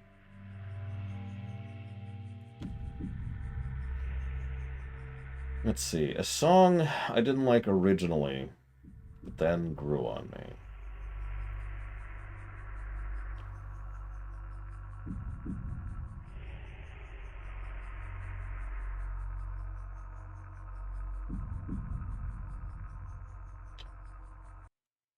I actually do have an answer for that.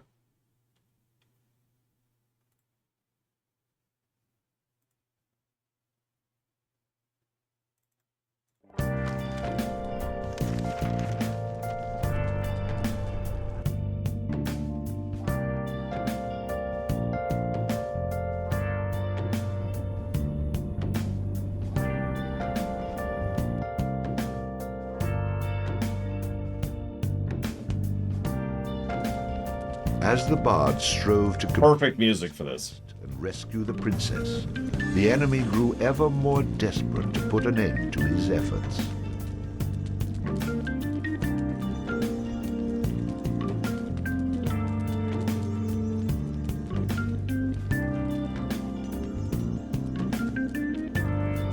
Cuthbert is faring poorly in his efforts.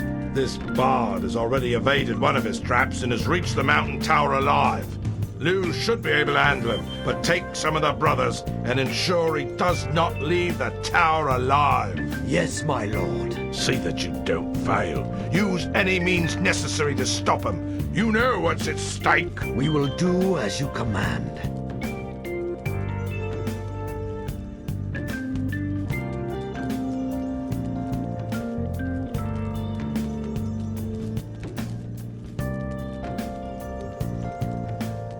Lou!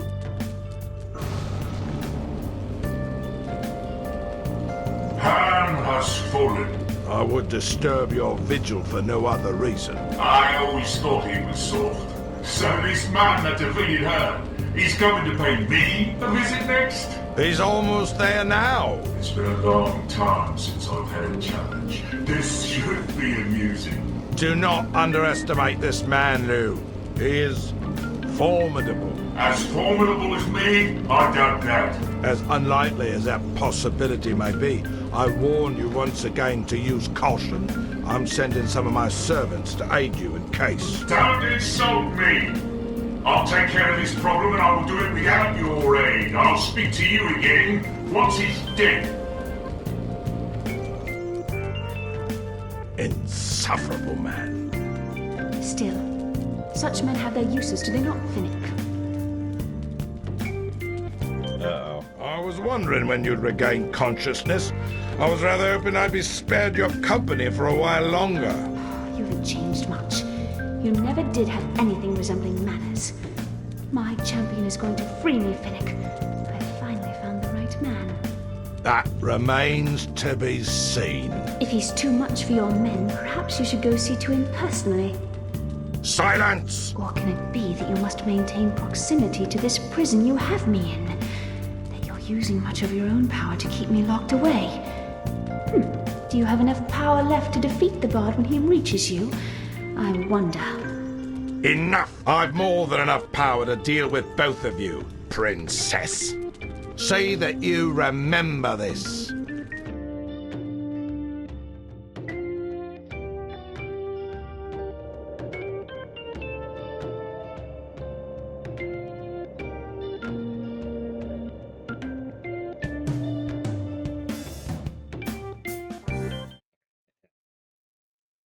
Back into the cold, apparently.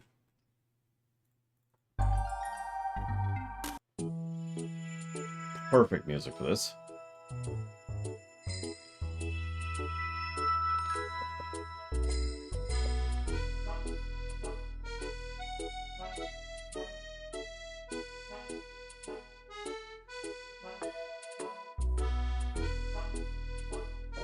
Stand your ground. Charge!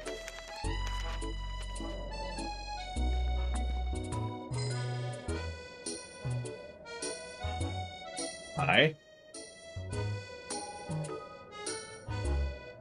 To tell you the truth, I didn't expect to see you here. I congratulate you on making it thus far. Perhaps there is more to you than first meets the eye. You have no idea how much it warms my heart to hear that from you. Give me a moment to write this down in my diary. Ever the spirited one, eh? Your jibes won't help you now. Tough talk from a man with a small army behind him. Are you that fearful of me? We'll see how afraid I am. Leave the bard to me. Prepare yourself. Get him, Cuthbert!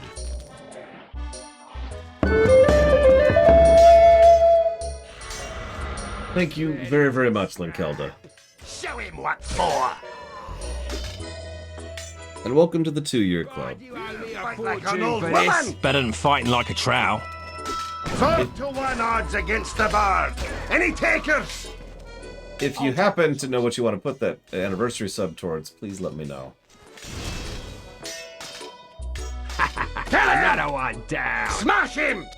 Kill him! Smash him! Kill him! Smash him? Smash him! Kill him! Thank you. Smash him! Ooh, I bet that hurt.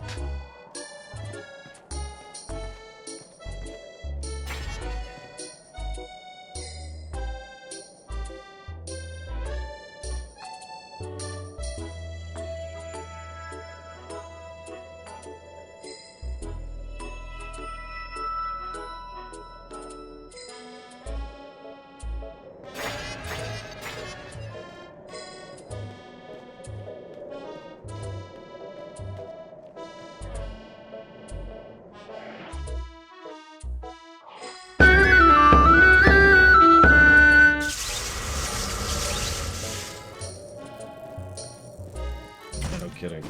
What's with all the undead animals?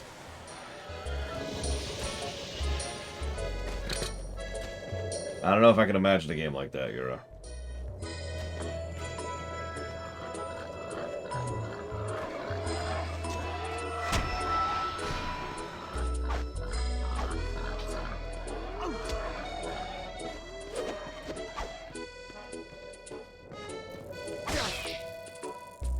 The bard Correct, had prisoners. battled his way through ice and snow to reach the mountain tower. Inside awaited the most deadly adversary he would yet face, the bronze warrior Lu, second of the Tower Guardians.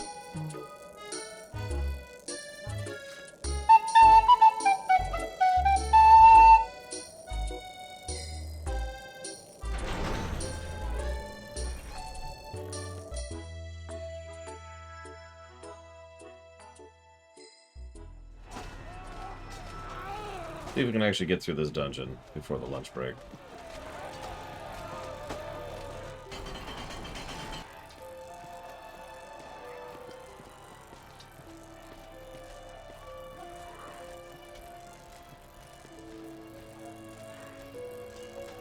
I was wondering when you would get here. I've been anticipating your arrival for some time now. I am, of course, Lou, the guardian of this tower. And you are the man?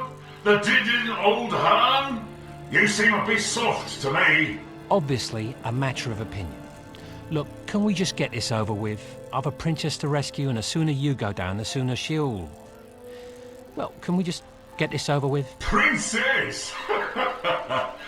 I admire a man who dies for the woman he loves. Who said anything about love? Before we fight, there are a few formalities we must observe. First, would you care to turn back? Turn back? Not bloody likely.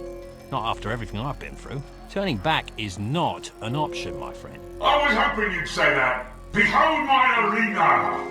Impressive, isn't it? Get your blood flowing and ready to fight just being here. There are only two things that really get my blood flowing. One you can't afford, and the other would not be socially acceptable. Now, how shall we do this? Oh, it isn't that easy, my friend. Remember those formalities I spoke of? You've got to prove yourself worthy before you have the honor of facing me. If there's any way we can forego that whole worthy part, Let's start with something easy. A real man would be able to defeat my lackeys before time expires.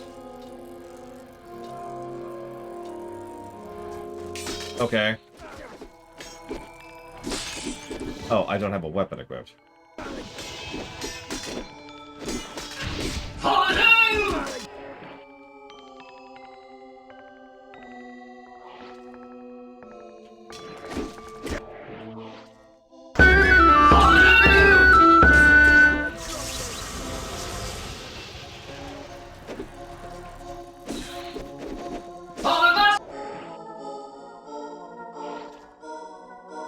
Oh my god, you're right, it doesn't. Not enough mana. Wow.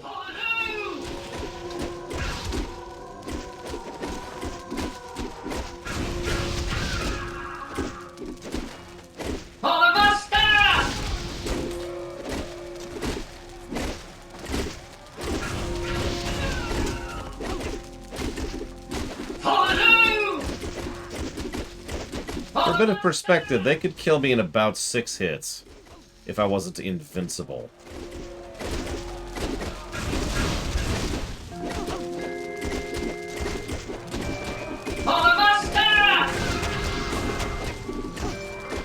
What, for this game? Other than the ones I've already jotted down? No. Although I'll admit the HUD hasn't exactly been updated because, duh, I suppose.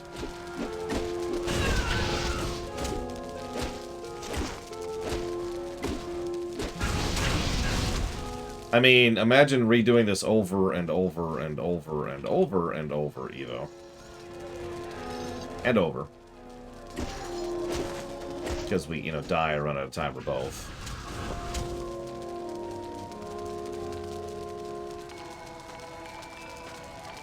Very good. But my youngest sister could have done the same. Now let's make things more interesting, shall we?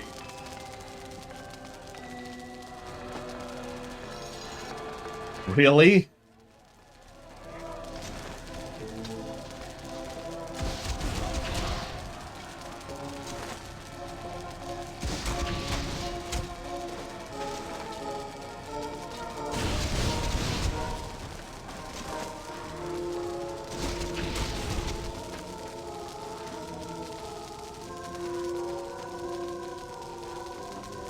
Hi, Directive. Now I'm starting to see why you defeated her.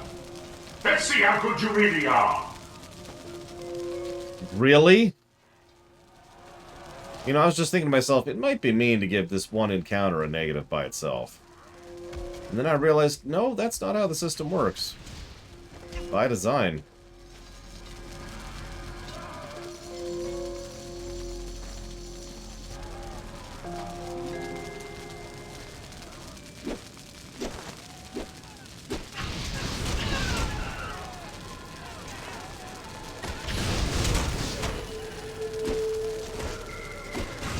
suppose I should switch to the Tower playlist. I just realized we're on the wrong playlist.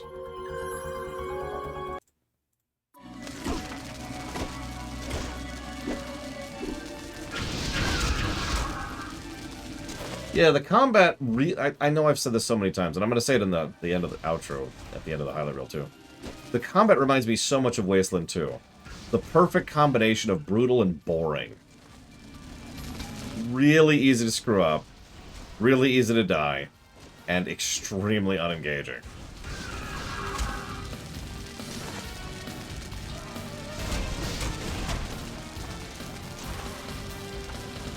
I even have a term for that. I call it factory worker syndrome.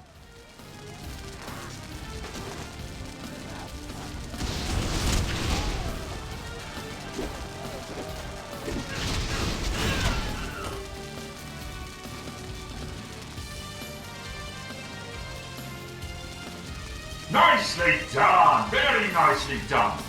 Not as good as my best time, but adequate nonetheless. I wonder, how will you handle a more balanced attack? Please tell me you're not going to do it again. Oh my god.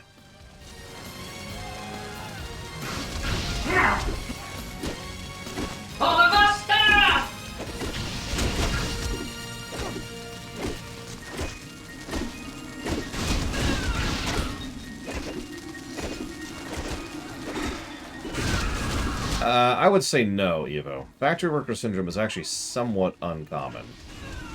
Usually combat is either boring and easy or rough and engaging. It's relatively rare, percentage-wise, that I can find a game that is both boring and difficult.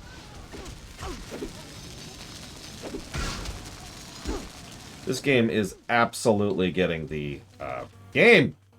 The stronger the bard is, the more damage he can inflict with melee weapons.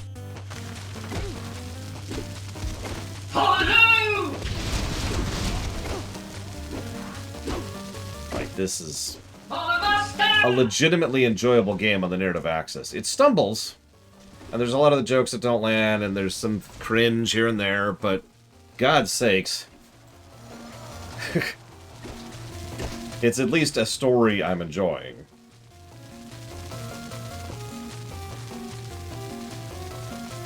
I can see you are indeed dangerous. Perhaps a new sort of test is in order. 5 enemies at once. Are your games over already? I was just starting to have fun. Oh, I have one game left. You like this one. The goal is simple. Make it to the top of the tower alive. I'll see you there. I hope so. I'd love to deal with you myself, but I doubt you have what it takes. Technically, it doesn't have 6 story pluses, but, you know, trying to be a little more visual, especially now with the highlight reel, where you can kind of watch the reel and watch the pluses and minuses progress as we go. That's the storybook flag. Velcor blade. Oh my god. Oh my god.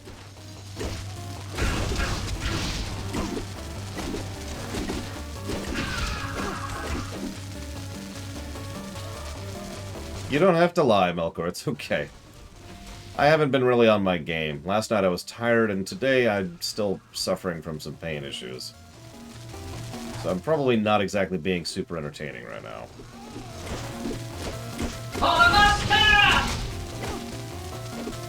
Except for that discussion about humor earlier. I think that was a good discussion.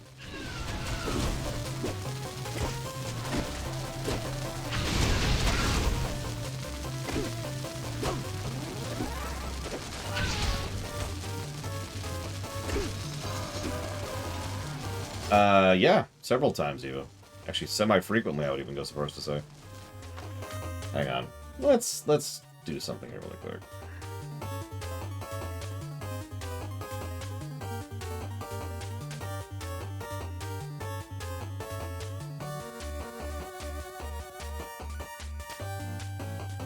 I only started really studying humor, I want to say about 2 years ago.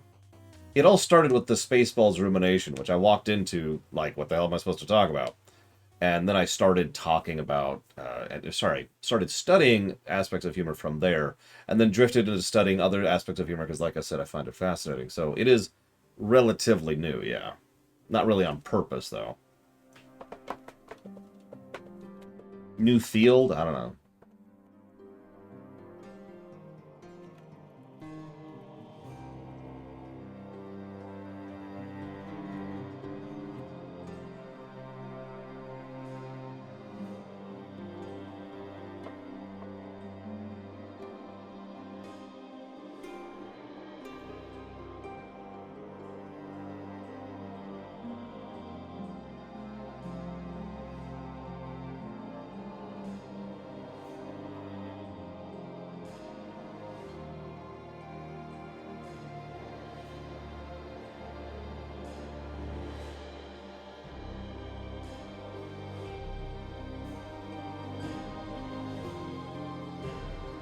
Oops, I didn't mean to do that.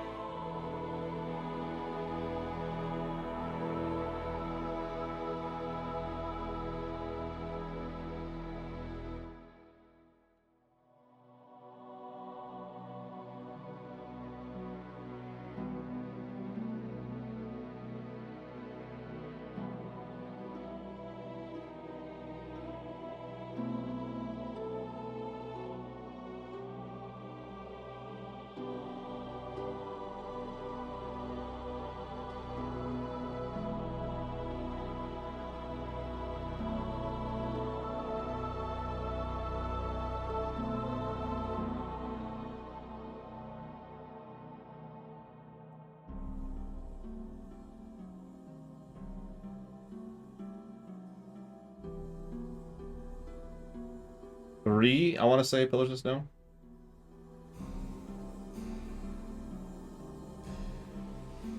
See, that's why you need to drug your cat down, Mr. Ed. Don't actually do that.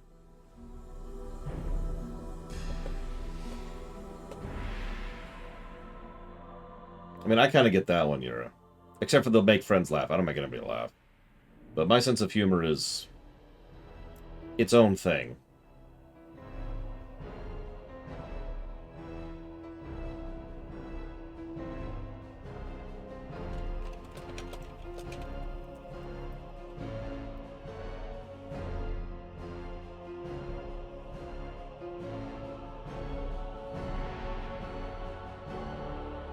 No, I said no, Mr. Ed, no! Okay, whatever.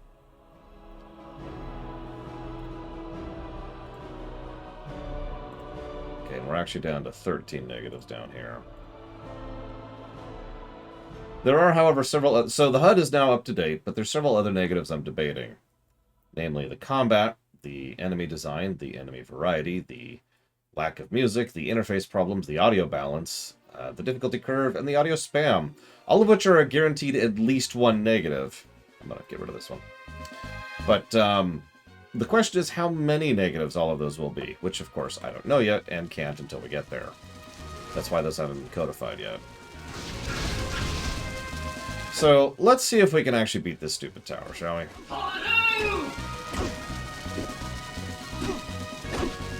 Oh, Jesus, getting stuck on terrain. One of my favorite things to do. So nice tight corridors in fights with enemies that are primarily melee focused and can stun lock you.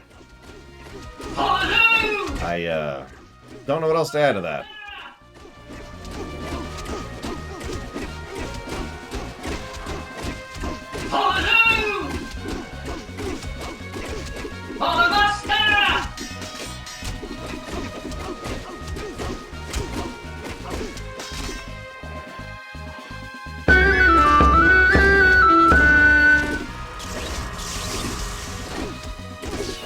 Oh yeah, then there's the camera shake, which, you know how much I love camera shake.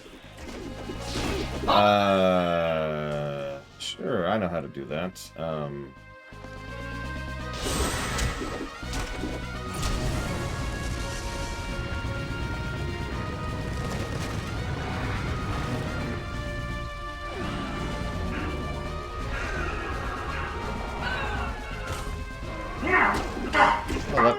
Actually worked out pretty well, although...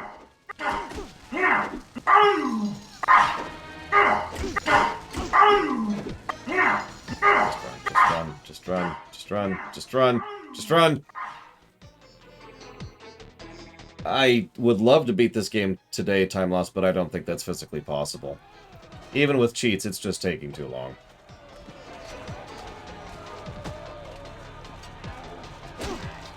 Yeah, I'm not even going to point out the fact that we were just poisoning automatons.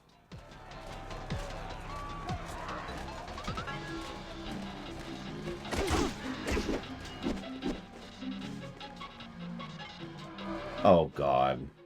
You know something that I personally have a huge pet peeve with in the office? Or in any official function? When people, while talking during the conference or the meeting, use a tone of voice that would be best described as someone who recently took entirely too much Ritalin and does not know how to intone or do any kind of pacing in anything that they are saying, which tends to make things really difficult to properly pay attention to. Your advances are for naught.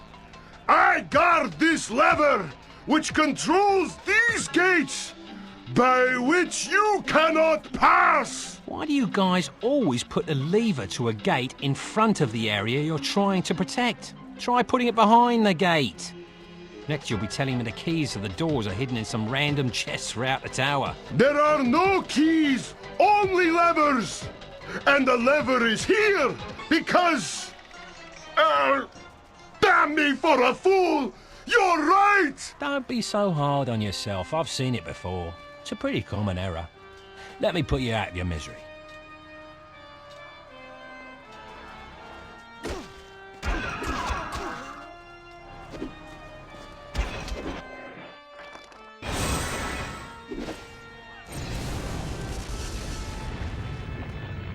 I mean, I've encountered people who actually know how to talk like a human being, you know, in the office space, but it's so common, and I hate it.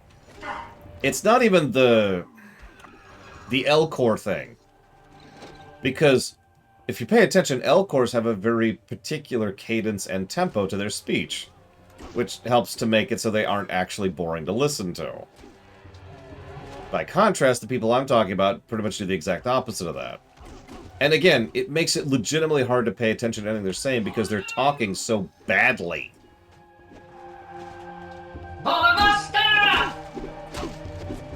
It's like they never learned how to talk.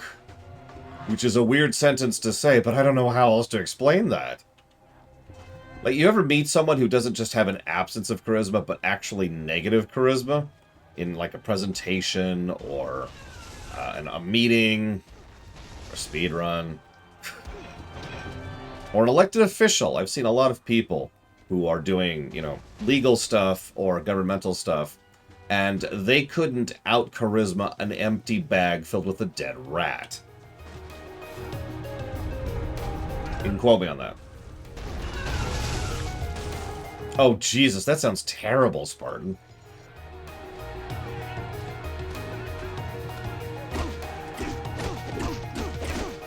Yep, okay, we're stuck again. Thank you for reminding me that this exists, Valvatrix.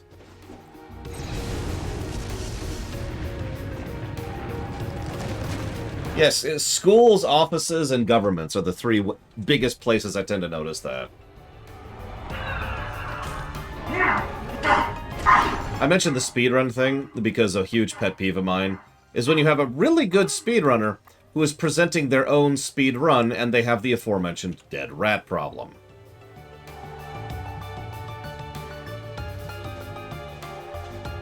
Waiting for the bard of your dreams to wander by, ladies? Certainly. We've been waiting for you. Waiting to keep you away from this lever.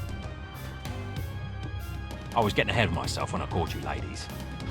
Your tongue is sharp, but if you weren't hiding behind those bars, I bet you'd sing a different tune. You will hear naught from us but scorn and laughter. For we are safe behind these bars and are not afraid of anything. But, Maid, what about, you know? I'll hear none of that talk now, you silly lass. There are none of those squeaking devils left around here. Just like a man not to know when he's been beaten. Now go away. Well, okay. Cool, cool.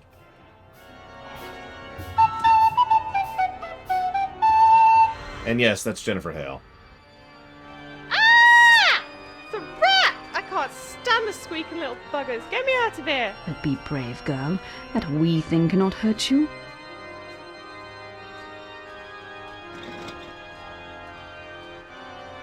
Curse you and your verminous allies.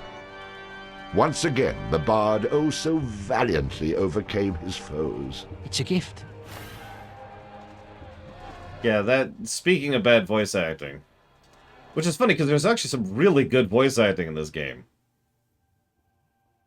I'm gonna have to ding it at some point.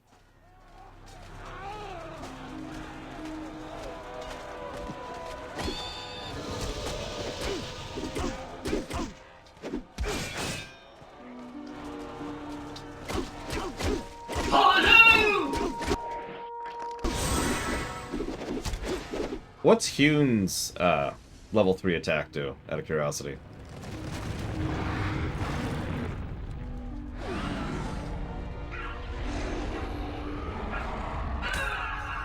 Next. There's so many enemies. Wait, really? Time lost? Wow. So I guess we'll be just hearing Jennifer Hale in probably about a week at this point, too. Again, I guess I should say.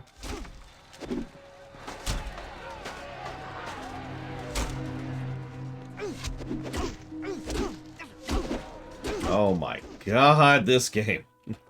I mean, I know I'm kind of running through things, but this is tight corridors with awkward terrain and large amounts of enemies who stun lock and are fast melee types. This is not what I would call good design. I am so glad we're cheating. I cannot put into words how much I would not want to go through this legitimately.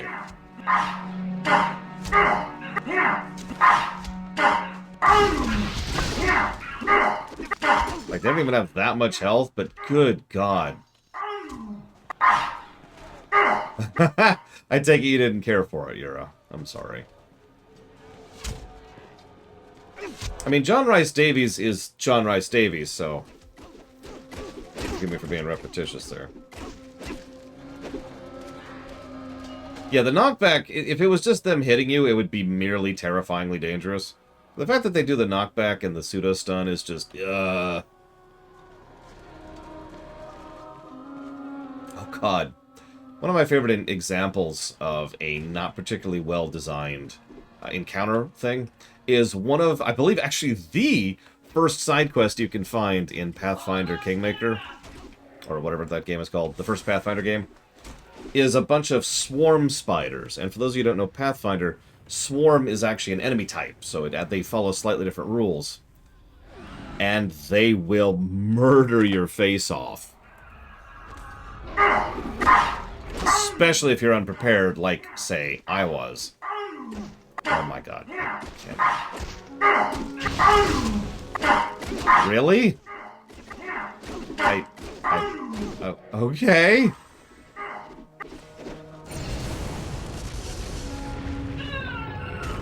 Yeah, I'm all in favor of tutorializing through level design, but the Swarm Cave should not have been at the tutorial. Or you should have been given better tools to deal with it, one of the two, because holy crap.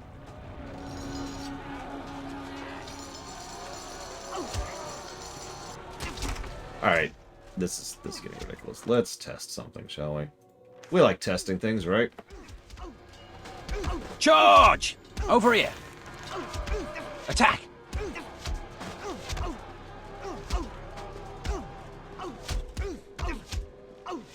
Oh my god, I can't move. I can't move!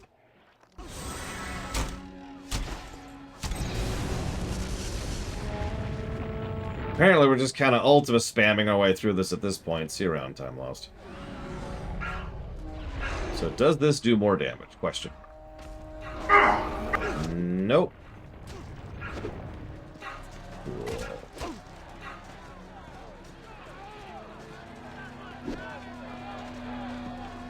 is there just sounds of fighting in here?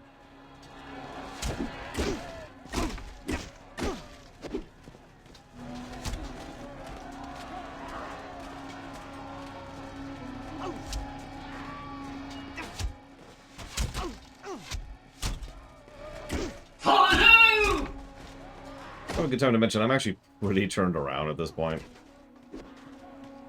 But I think I am, in fact, going the right way.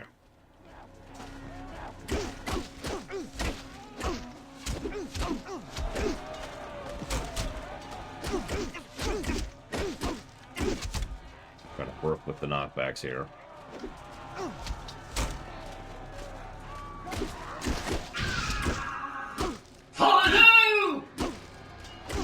That's it. Oh my god. I can't even swing my sword. Alright, whatever.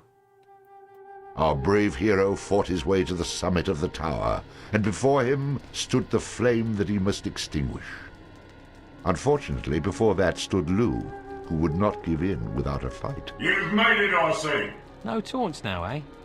Where's all that wit I heard down in the arena? I've gained a measure of respect for your fighting prowess. It saddens me that I'm going to have to kill you now. I wish I could say the feeling's mutual, but the cold fact is, I expect I'll quite enjoy it. That's the spirit.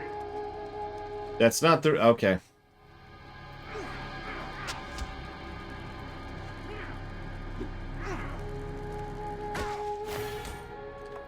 Okay, he's dead.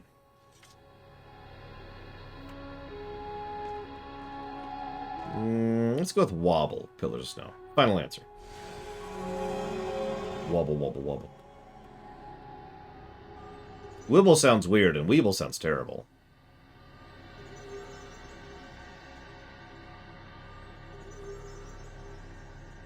My champion, you're here. I've counted the hours till I... Really? Cut the crap, lady. What gives with all the dead refusing... Hold up, hold up. Yes, I'd feared that would happen. I would appreciate it if we discussed all fears up front from now on. I'm not a big fan of surprises. Very well.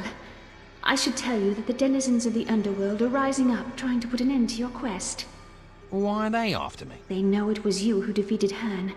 Because of this, they know you're trying to set me free. Their leader is a ruthless man who'll stop at nothing to keep you from freeing me. Yet again, something I wish I knew earlier. I am the only one who can stop them. Until I'm set free, darkness will engulf the land. You must hurry. The longer you take, the more power the forces of evil will gain. Soon, I won't even be able to hold them back. I should have just settled for the farmer's daughter. You must get to the island tower quickly. Time is short. First, go to Downby, where you'll find a man named Dugan. He's in a tavern called the Ache and Drum. He'll have further instructions for you. Oh joy, another journey. Why not tell me where I need to go right now? Dugan is locating an object for you, something of great power. You'll need it to enter the third tower. What, like a herring? The fate of the world is in your hands, my love. As long as there's no pressure involved. Oh no, she's totally the villain here. Soon to come. Unbeknownst to the bard, the servants of the mysterious Finnick were making good on their master's command to stop the bard at any cost. Surely I don't have to fight my way back down through this. Surely.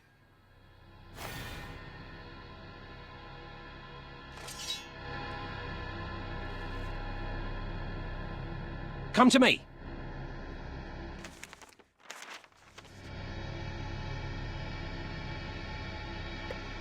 Okay then.